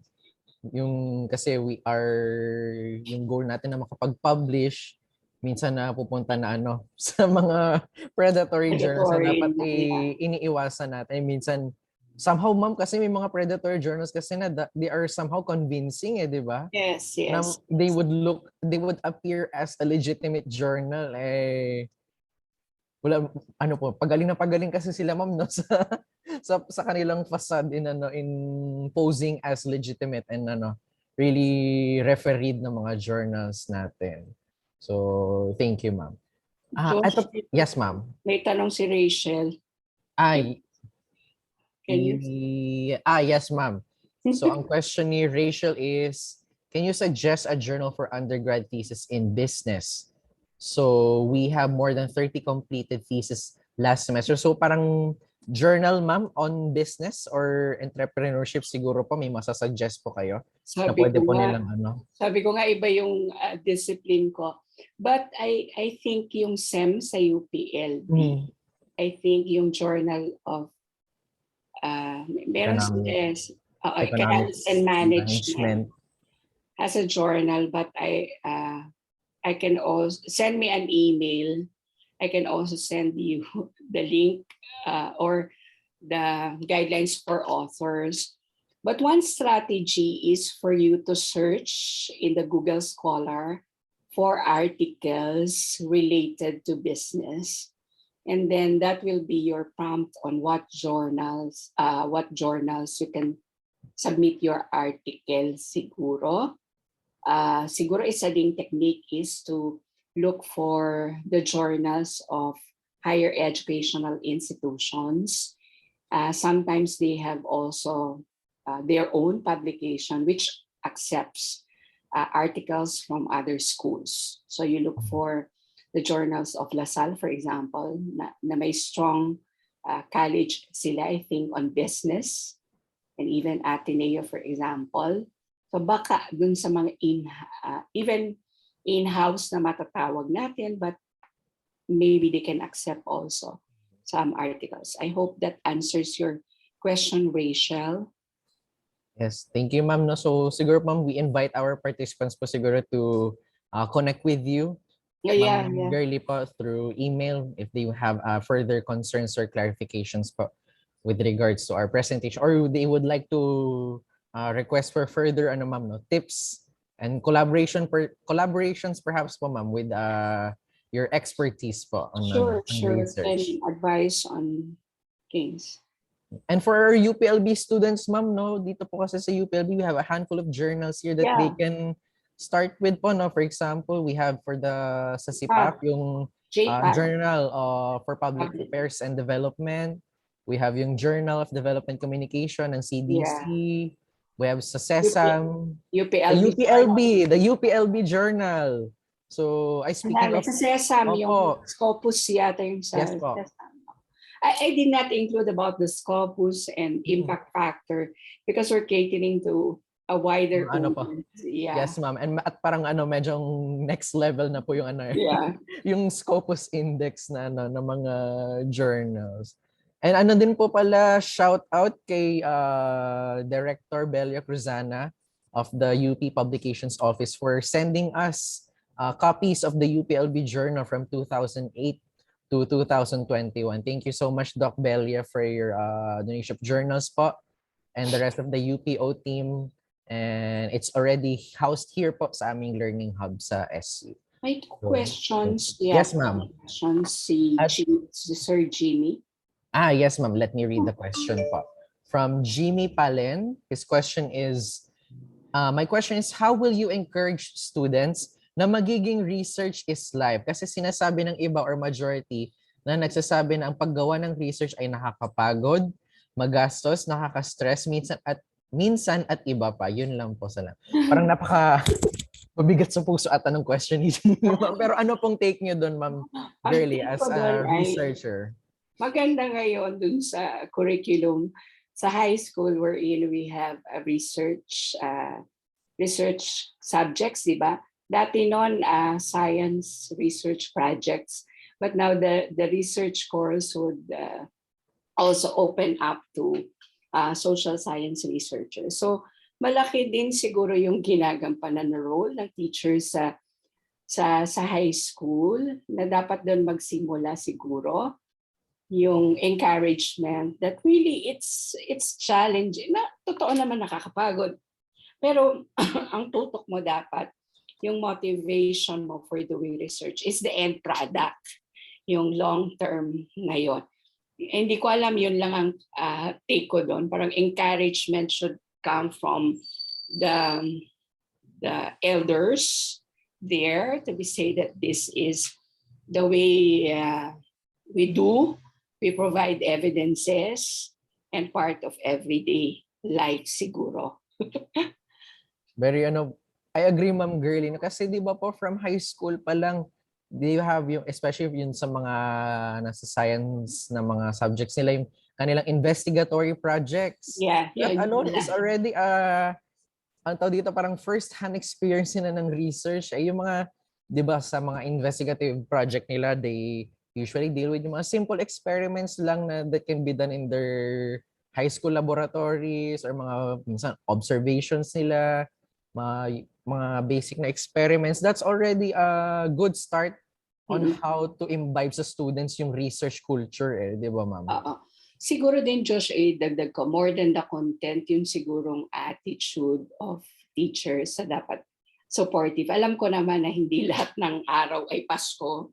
Meron ding Holy Week. Pero mas dapat yung more than critiquing, you offer suggestions also to your students on how to improve para hindi nakaka-stress at hindi nakakapagod ang mga bagay-bagay. Yung feeling ba na may nag-check talaga, natutulungan sila dun sa direction. So I'm not saying that for senior high school teachers lang, but also sa lahat at the college level. Paminsan talaga. Kaya nga ako nagdi-devote ako para yung frame of mind ko maayos, hindi ako na aabalan mga bagay-bagay.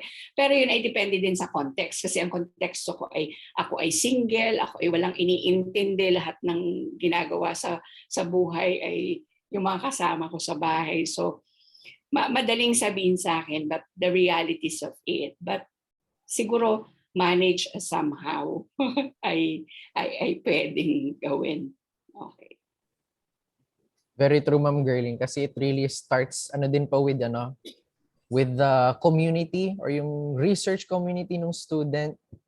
If the school or the university has that strong research culture po na talagang somehow it would be easier for the students to imbibe that love for research. So para hindi po makita ng mga students na research is just a requirement na after their research, stop na doon.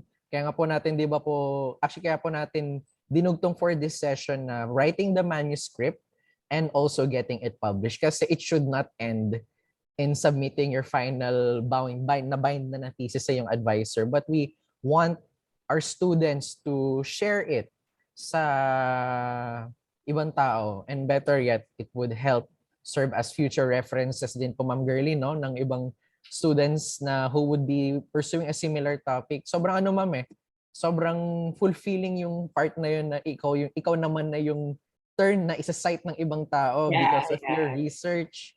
So that's fulfilling dito na role bilang researcher. Ito po ma'am, a question from Mangayaw po, but I'm not sure po if we can answer this. But her question is, can you recommend funding agencies for research and publication? Medyo hirap din po kasi, there are financial struggles po sometimes with regards to research. Or siguro ma'am, may po kayo, advice po siguro on how to strategically find funding agencies for our research based from your experience, ma'am. Okay. I would suppose hindi ko alam kung sir or ma'am, ay nasa HEI siguro, no? Depending on the focus of your research, you have these different funding agencies that I know of because I'm familiar with it. Kasi sa agriculture related and science and technology related. So you have PICARD, DOST, and all the agencies under DOST. May health related, for example. Kung sila ay mag-fund ng research, sometimes attending conferences will also be partially funded, and also they have also mechanisms for publication. DA bar for agriculture. Pasensya na, yun yung mga alam ko na examples . So yun. Tapos yung iba talaga na mga universities, umaasa lang din talaga sa budget na nagmumula sa universities. What you do is to look for your, may topic ka na, tapos search mo na lang sa website kung sino yung funding agencies related to your topic. Madali lang naman yun. Then visit the website and they will have a link on funding your research, something to that effect. What you do, another way to do is collaborate also with different schools, for instance, so that you can use the different budget and different expertise of a lot of people. In that way, the expenses, the time and effort are distributed among a lot of people. Yan lang yung suggestion ko, Josh. Thank you, Ma'am Girlie. I agree, Ma'am, na yung sa ating sa Department of Agriculture, Department of Science and Technology, I believe marami pong nagbibigay ng mga grants for researches, especially if it's aligned to certain fields on agriculture, yung ating sa science and technology, yung parang it would depend din, Ma'am, sa kanya-kanyang branch, especially with DOST po, no? For example, we have PICARD, we have FPRDI, so it would depend din sa kanya-kanyang sa ngayon ng DOST. Yung personal experience ko, ganun siya. Of course, you will say you're from UP, but I think hindi na sila UP-centric because you also have the consortium in the regions. You can also contact them. StarDec for, tama ba, for Luzon, for Region 4. So, ganun yung nangyayari. Yung sa akin ay sa PICARD, ang karamihan dun sa impact assessment ko at isa yung nung 2017 ko sinimulan na nagkaroon din ng delays ay PICARD din about changing patterns of characteristics of farmers in various commodities, in almost all commodities. So yon. And then in the past, I have also, hindi ako yung project leader, si Dr. Nelson, one of my mentors, for instance, sa DA Bar naman yung project namin. ATI, also on training. So, iba't iba yon. And you can look at your consortium siguro, baka posible na matulungan din kayo in terms of funding. And they could explore din po siguro, Ma'am, yung websites ng mga government agencies na ito. Kasi I believe they usually post, Ma'am, no, announcements na they are looking for papers or a possible research na ganitong topic or ganitong issue ang ina-address and they are willing to fund these researches. So siguro explore lang po talaga tayo na mag-explore. Siguro, Josh, ay talagang imbibe nila yung mantra na research is life in the different universities, so that when you have that, you form committees and then it's easier to actually do this on top of your teaching and public service work. And then yung problema ng ibang universities eh. Yes, Ma'am. No? And siguro i-mention ko na rin po siguro, Ma'am, yung ating UPLB Agora dito sa university kasi they are, as mentioned dun sa first session natin on the research and extension agenda of UPLB with Vice Chancellor Bantayan, no? He mentioned about the support of the university for students and faculty on certain topics na align sa agenda ng UPLB. So they may want to explore that then for a source of funding. So you may want to check yung OVCRE's website. So eto, Ma'am, we have another question po. So try po natin ubusin yung mga question kasi parang ang gaganda ng questions nila. From Jojo Yu po, ang question niya po is, why do we look at ensuring the truthfulness of the findings reported? And he is linking this question to replications ng mga research, Ma'am. Your thoughts po? Okay. So, diba, we want to ensure yung reliability and validity of all our researchers. Why do we need to establish that? It anchors dun sa siguro it will be answered in this manner. We are doing research for the purpose of the betterment of society nga. So, kailangan truthful or valid yung ating mga results. Why do we need to replicate it? Hindi ako masyadong quanti person at yung quantification sa natural and biological science, baka hindi ko kayang panindigan.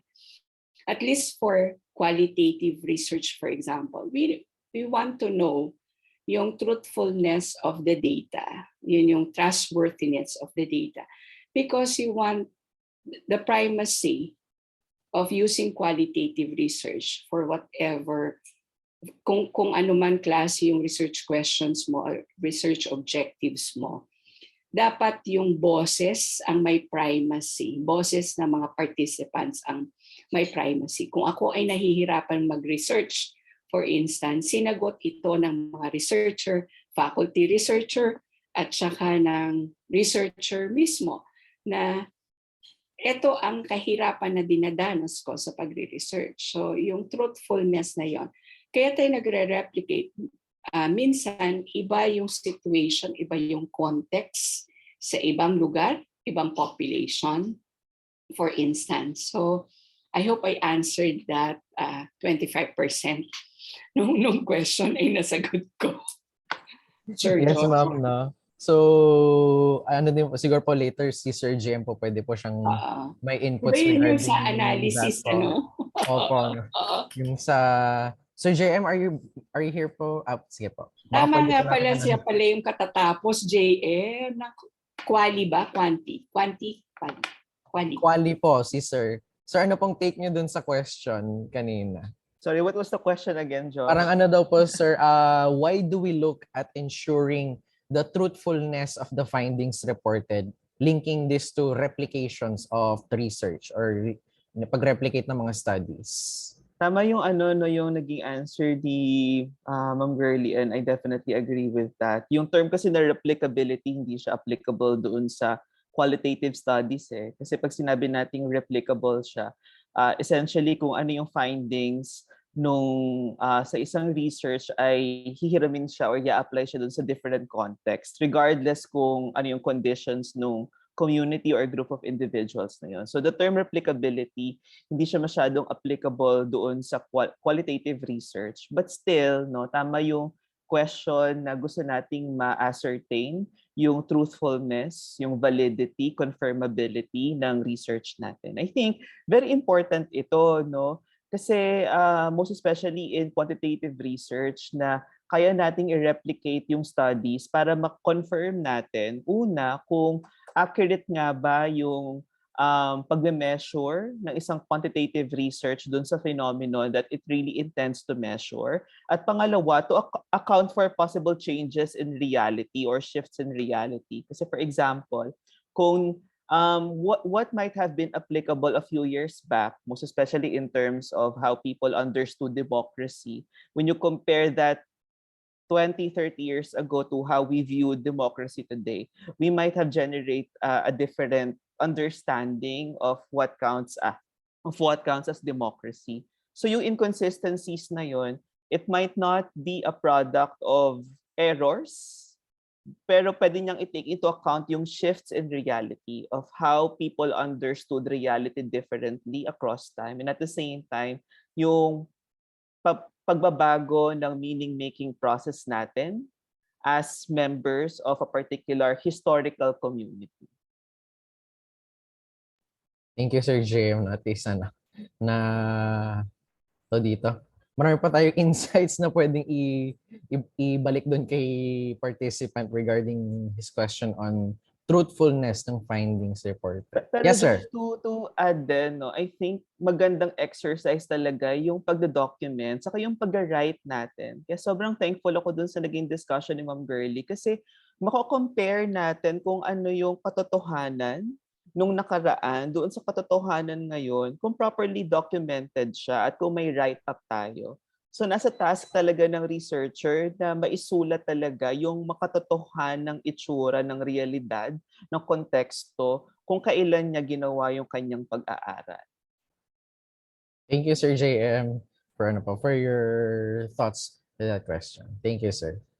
So we have another question, Ma'am Girlie, from Mager Balakua. Ang question niya po, thank you daw po ma'am for sharing your expertise. Ang question niya po is, how would you, siguro ma'am, ano pong tips niyo in writing the 4th chapter, yung results in discussion, if you're doing a qualitative or mixed methods research? Meron ba tayong format? Siguro ma'am sa social sciences po, with regards to mixed methods or qualitative research. Parang bigat ata ng question na to. Pero sige po, ma'am Girlie. Kilala ko si ma'am, classmate ko yan, writing her dissertation ngayon, PhD Dev Studies. Okay, kinuwento ko ang kanyang background. Walang anonymity, violation. Okay, so ma'am, meron akong webinar sa OIDE. Kailan ba yun? This week, last week. Available din po siya sa site nila. Dun sa, ang diniscuss ko po doon ay mixed methods. So sa mixed methods po, talagang ang sinusunod natin at least ay yung kay Creswell in terms of the format. Meron siya talagang steps 1 to 4 on how to do it. And your methodology will be based on these steps. So for qualitative, what is important are these sections of your methodology. So for qualitative, siguro diniscuss din ito ni JM. Sa qualitative, there are times when the locale of the study is not crucial for your research. That the locale is not important because you're getting participants from various locations, and the characteristics of the participants are what is important as the determining factor for choosing participants. Okay, so yun yung first part na yun. Lagi po, kahit anong section, kay quali man, quanti, or mixed methods, you should also specify the justification why you are using this kind of qualitative research design. So kung ang ginagamit mo ay phenomenology, why is it important to use phenomenology given your research questions?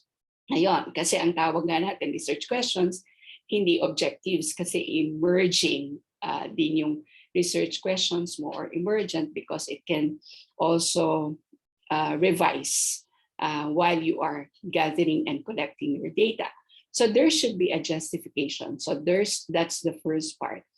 Then you now would have your participants. Data collection muna, data collection methods. Ano ba yung gagamitin mo? Kalimitan po, bawat design din sa qualitative, merong mainly you will using for phenomenology, mainly in-depth interviews.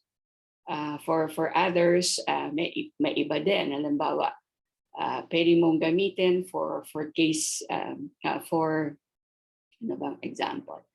In other instances, FG naman yung kailangan mong gamitin in combination with the other methods. Pagkatapos nun, you now will specify now your sampling, including your inclusion criteria. Sa qualitative, may tinatawag tayo, di ba, na may theoretical sampling. So you come up with criteria on what to select, how many, kung crucial yung characteristics ng participants such as age and sex or gender. Sex and gender, for instance, kikreate ka ng table, ilan yung kukuhanin mo. So sa case studies, may ibang sampling din na kailangan. Hindi ang next sa tanong, ilan ba ang kailangan? So, hindi outright na may magic number. It depends on your research questions and your inclusion criteria, for instance. Then, how many? Bakit din ganito? Ang kukuhanin mo na dami? Bakit importante itong mga variables na ito? Variables of interest. After that, ang isa pala, pero sa end pa yun eh. Tapos, next will be your data analysis, which I think JM discussed last webinar, no? Yung sa qualitative data analysis. So, yun naman. Tapos, sa quali, ang kaibahan din niya, meron siyang ethical consideration. So, ikukwento mo din, isusulat mo. At meron ding where you are coming from. You disclose to your readers where you are coming from. Halimbawa, ang study ko is about singlehood. I will tell them that I am single from a middle class at ganito yung experience ko tungkol sa singlehood. Okay. Yun po sa qualitative. Sa mixed method, madadagdagan to. Depende kung ano yung design mo. Kung convergent, parallel design, exploratory, or explanatory, yun lang kung core ang pinag-usapan ko. Basic mixed methods design. So, kung ano po yung design nyo, ganun din po yung pag-discuss. So, kung crucial yung local, I would suppose sa mixed method, crucial na yon. Kasi you have both the quantity and quality, you're choosing one area over the others because of important considerations. So, ganin pa din po. Kasi i-discuss mo yung quantitative part, kung mauna yon, at yung qualitative, depende nga sa design mo, i-discuss mo din siya ng buong buo. Pero ang pinakamahalagang portion of the methodology of the mixed method is the mixing or integrating of the results. Where will that happen? When it will happen? And how will it happen? And how will you do it? So yun po yung pinakadagdag kung mixed method yon, na wala sa quali. Kasi sa quali or quanti, pure lang po yon. Yung i-discuss nyo na data analysis, consistent with the research design. Dito naman, meron ka ng mixing and integration na pinakamahalaga. Kaya ka nga nag-mix hindi sapat. Kulang na kulang yung quali or quanti because you're addressing the weaknesses of one design at kino-complement mo yon ng another design. Sa quali, may pantay lamang ang importansya ng dalawa. Sana nasagot ko, ma'am, yung tanong niyo. Thank you, Ma'am Girlie. Feeling ko po while listening po sa inyo, ma'am, sinusulat niya po yung yung magiging outline ng results and discussions ni ma'am. So thank you, ma'am, for sharing your thoughts po on regarding quali and mixed methods and writing the chapter 4 of our research. Proceeding, ma'am, with our next question po from Rachel Esguerra po. Ito po, I think this is an interesting question. Can the thesis advisor be a co-author of the thesis in the publication? Yes, ma'am. This is my answer to it.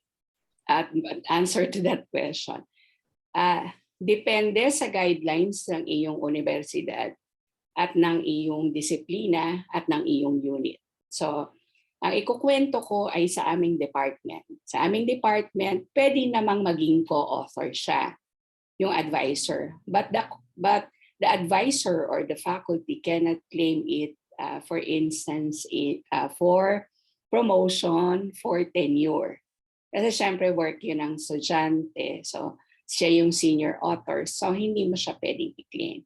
But I don't think there is restriction of them becoming a co-author. Kasi yung iba naman sa mga physical sciences yata, project yun ng advisor, yung ginagawa nila tapos nahahati sa mga advices. So parang given na yun na part sila kasi the funding, the guide, yung methodology, ayos na yun lahat It's the results and discussion experiment. This is my opinion on that.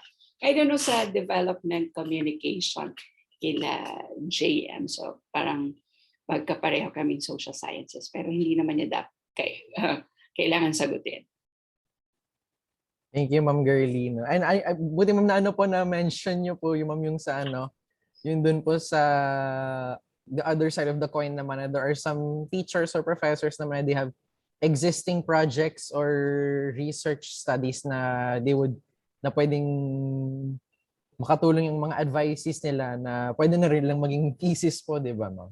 So, and I think, ma'am, it depends din po sa, sige po, ma'am. Sa physical sciences yata yun, ha? Kasi yes, ma'am. it's not a practice in the social sciences. Parang no yun sa atin. Kasi we hire research assistants, for example.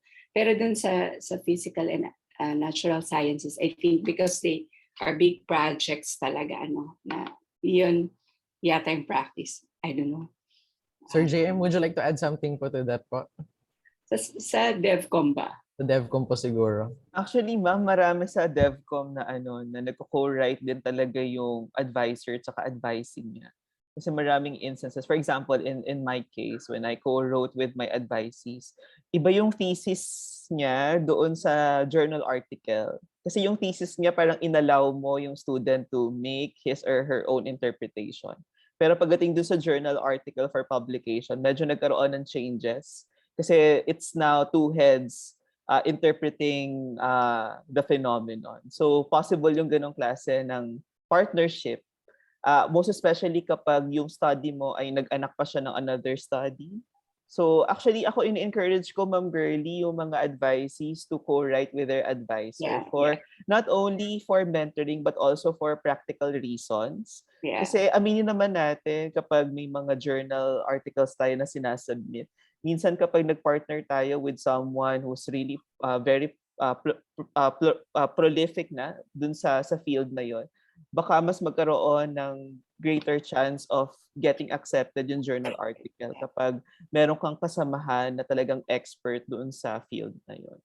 Pero yun nga, hindi siya dapat maging paraan para makuha yung credit na supposedly ay doon sa kung sino talaga yung nag-conceptualize at nagtrabaho ng thesis na yun. So at the end of the day, it's important that the product in the form of article should be something different from the thesis, that the co-author, such as your advisor, would have contributed a lot to the different phase of the new product, which is the article. Yun lang yung message. Kasi papasok tayo sa ethics. Kung yung thesis, wala kang guidance naman yun sa'yo. Pero sa estudyante pa din yun. No? Okay po. Thank you, Ma'am Girlie, and thank you, Sir JM, for sharing those insights po. And I think mental note na rin sa ating mga students and advisors who are watching with us po ngayon. Siguro po our second to the last question po from August Peridot po. Her question is, other than WOS and Scopus, what are other good indexing databases? Yun yung tiningnan ko din ngayon kasi nakatingin tayo talaga sa Scopus and Web of Science in terms of bibliographic database. So may pinuntahan akong link, yung PubMed for Medicine or Biological Sciences, ERIC for Education Resources. So we can find it. Ang problema yata dito is in terms of accessibility, kung sino yung mga universities and school na may access doon, no? So that when you cite it in your paper, kailangan talaga ay sa legit source mo alam nating mga estudyante na may pinagkukuhanan na tayo nun, but we don't encourage it. Usually sa legit sources dapat yung kinukuha natin. So there are some science direct din, kaso nga yung access will be problematic naman kung walang subscription ba yung iyong university po. No? Kaya po I answered that question. Thank you, ma'am. Parang tayo, for example, tayo po sa university po kasi we have a subscription dun sa, for example, sa Science Direct. So these are other databases na pwede po nating i-explore. So thank you for that. Ito po, ma'am, a question from Philmy Harris. In doing qualitative research, when we have the results of the study and supported with other data on related studies, are there any bias on making recommendations po, which also affects the culture and notions of the researcher? Okay. So I'm interpreting this question in this manner. I think there's no problem if you have similar results, no? Because I assume that pwede kasing maraming scenario, sorry para magulo yung sagot ko. Maraming scenario. pareho yung yung previous study or yung ginamit mo sa literature review, yung kanyang participants, yung in terms of age group, kung ano man yung characteristics that are important to you. Tapos yun din yung mga participants mo sa study mo, getting the same results. So wala ka namang bias doon kasi base yun sa findings mo eh. Ang problema ngayon kung hindi nagmamatch yung resulta nitong dalawang ito, baka hanapin mo ngayon. Yun yung importante. So, hindi siguro bias yung recommendation, but you take into consideration the nuances of the nuances in terms of how they experience singlehood, for example. Kasi hanapin mo yung methodology, balik ka sa methodology mo, balik ka dun sa methodology ng literature mo na kinukumpir mo yung results. So baka kaya magkaiba ay dahil magkaiba yung participants nyo. O pwedeng magkaiba dahil tama nga yung sinabi mo, baka magkaiba yung kultura. Kaya nga, nilalagay mo agad, dinidisclose mo sa participants mo. Paminsan naman, tinatanggap ng qualitative na may bias ka somewhere in your write-up. Kaya nga, tanggap naman yon sa qualitative research. Kaya nga dinidisclose mo sa readers mo na ito ang pinanggagalingan ko. Posible na may biases ka na makita doon. But it does not defeat the very purpose of doing qualitative research kasi kung finalo mo naman yung methodological rigor, no? Kung magagawa ka ng recommendation, ang sinasabi na natin general guidelines, dapat base dun sa findings. Hindi mo ipinapasok yung bias mo. Doon ka lang magkakaproblema. Kung sa recommendation ay hindi base dun sa findings, but base sa gusto mong ilagay bilang ikaw ito, na may ganitong kultura or else. Kasi the qualitative, we have two sets of data din to be able to clarify on this. We have the data na lagi nating nakikita. Data from the participants, yung resulta ng FG, interviews from key informants, but you have also the interviewers' data or the researchers' data na usually pinagsasama mo yon. Pero sa pagsasama na yon, conscious ka, di ba? Binabracket mo din. Conscious ka sa bias mo. So that at the end of the day, habang tumatagal na yung sinusulat mo yon, pagdating sa recommendation, base pa din sa findings mo na hindi dahil sa bias mo sa kultura mo. That's the long answer to the question. I hope, Phil, I answered your question. Thank you, Ma'am Girlie. And yung sa question naman po ni Ms. Balakua po, yung can you send yung link ng webinar on mixed methods? Siguro po, Ma'am, we'll share po yung yung naging session ni Ma'am Girlie sa UPLB Office for Institutional Development in Higher Education. We'll reshare that session po sa ating Facebook page. Just siguro, mali pala yun, methodology pa ang discuss ko. Very, very briefly sa results and discussion, i-follow mo din po yun. Yung sinabi ko dun sa Tapos, hindi naman i-follow. Sa research questions ka na ngayon, titingin. So, paano to sinagot? Pero ang wag mong kakalimutan will be the mixing, depending on the design. So, babalik ka na ulit dun sa mga guidelines na yan. Okay. Pareho din po. Okay po. Thank you, Ma'am Girlie. We have a comment po from Annalyn Dayan Perez Silverio po. Sabi niya po, I agree din po sa sinabi niya na pantay lang ang quanti at quali research. Minsan po kasi there are some na nagki-claim na better ang one than the other. No? Ako din, Ma'am Girlie, I've encountered classmates and co-alumni po na some are saying na quali is better than quanti or and vice versa.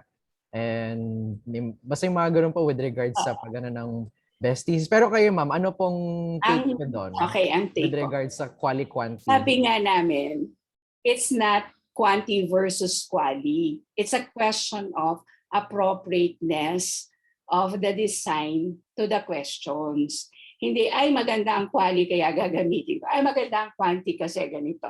And they are answering different questions. Yung quantity, breadth, yun, di ba? Yung lawak. Pero pag qualitative, kaya nga yung depth of what you're trying to investigate. Kaya nga sa mix, gusto mong pagsamahin ito, pero may kahirapan kasi mas madaming oras, mas madaming pondo na kailangan. So, hindi versus yan. It's a question of appropriateness. And that spells the difference. Very well said, Ma'am Girlie. No? Kasi may mga studies or research topics na mas binabagay ng quantitative aspect, mayroon naman for qualitative. And I think it would really depend din sa sa mga napili mong itatahi mo lahat ng naging sessions natin for this webinar series, yung naging tama bang research design mo, yung mga yun. So, thank you, ma'am. Sige po, ma'am. Marami pang questions as well as follow-up. Siguro, sige po, ma'am. Ano na lang siguro natin. You can send you an email po. Email na lang for some thoughts on this. I don't have the monopoly of answer. I can only suggest based on experience. But kung gusto nyo talaga ng ng sagot sa tanong nyo, willing to help. Sige po, ma'am. So, noted po on that. So, for our participants, well, due to na rin po sa ating time po, if you have further questions po for our resource speaker, you may send her an email, which she flashed po on the screen earlier at the end, before the end of her presentation po. So, siguro po, Ma'am Girlie, your last few words of advice po siguro for our teachers, our researchers, our young students po, on our topic today on writing the manuscript and getting published. Sige po, Ma'am Girlie.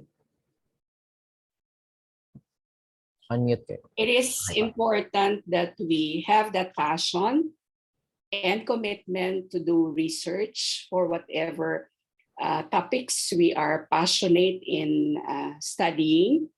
And then, we are doing research for the betterment of society in general. At uulitin ko lang yung sinabi ko, ang ating pananaliksik ay para sa bayan. Yun lang, Josh.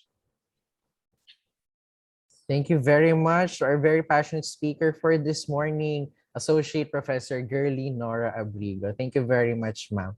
Now, #Team LRC would like to take this opportunity to thank our speaker for her valuable time. So to award the certificate of appreciation, may I kindly recognize our director, Assistant Professor John Mervin L. Embate.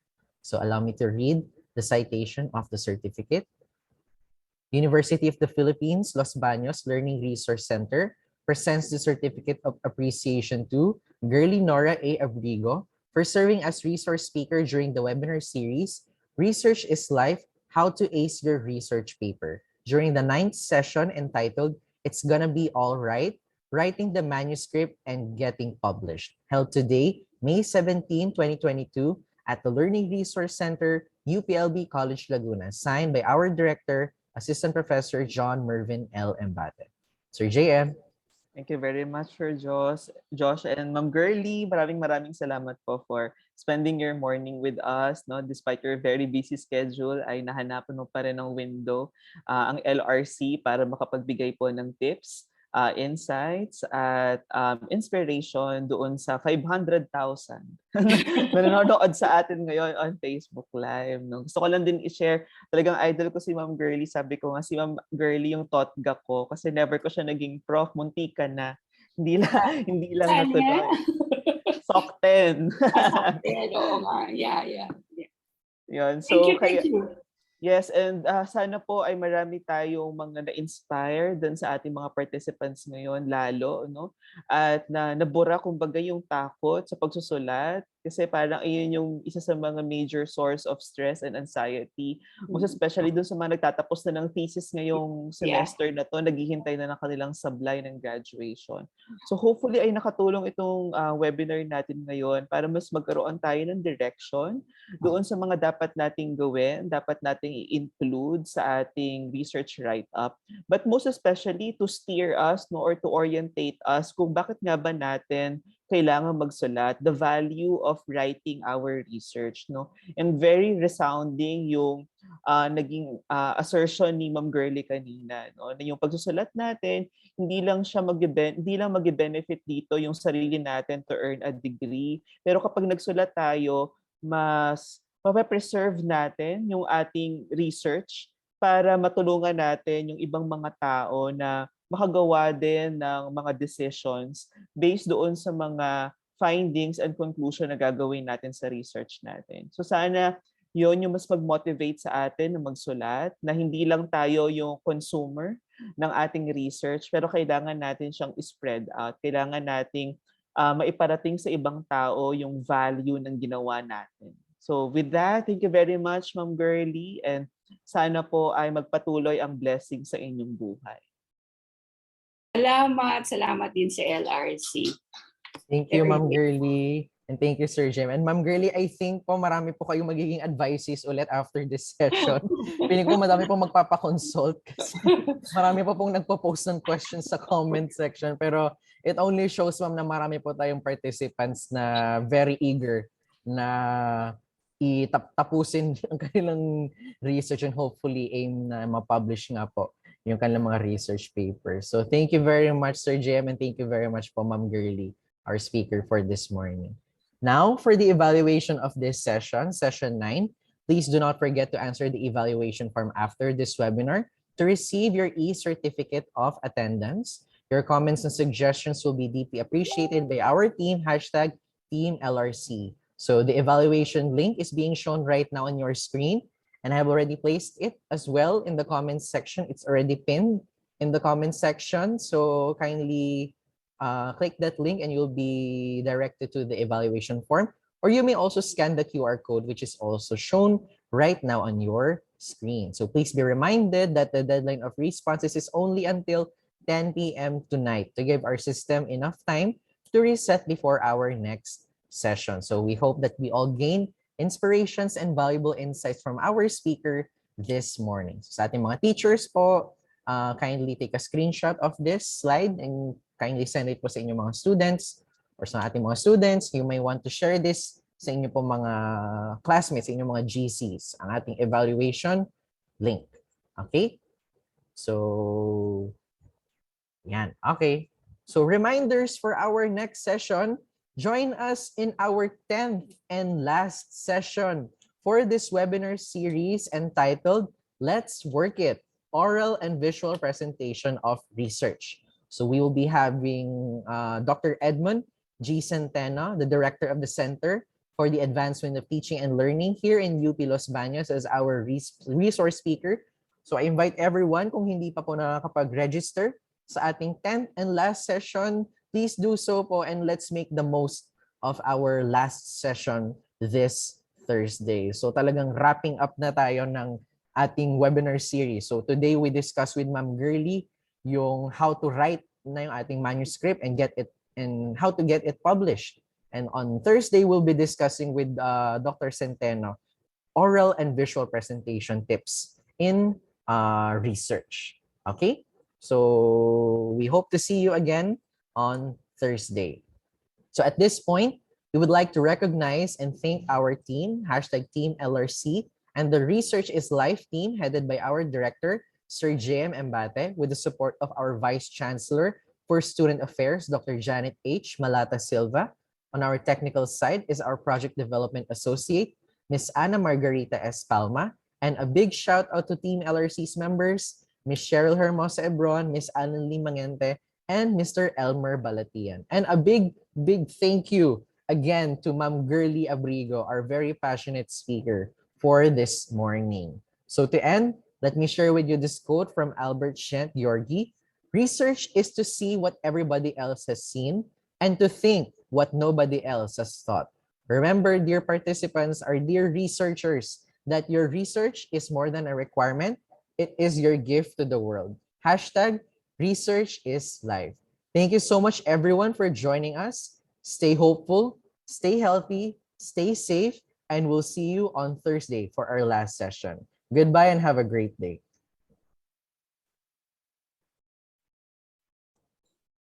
Bye.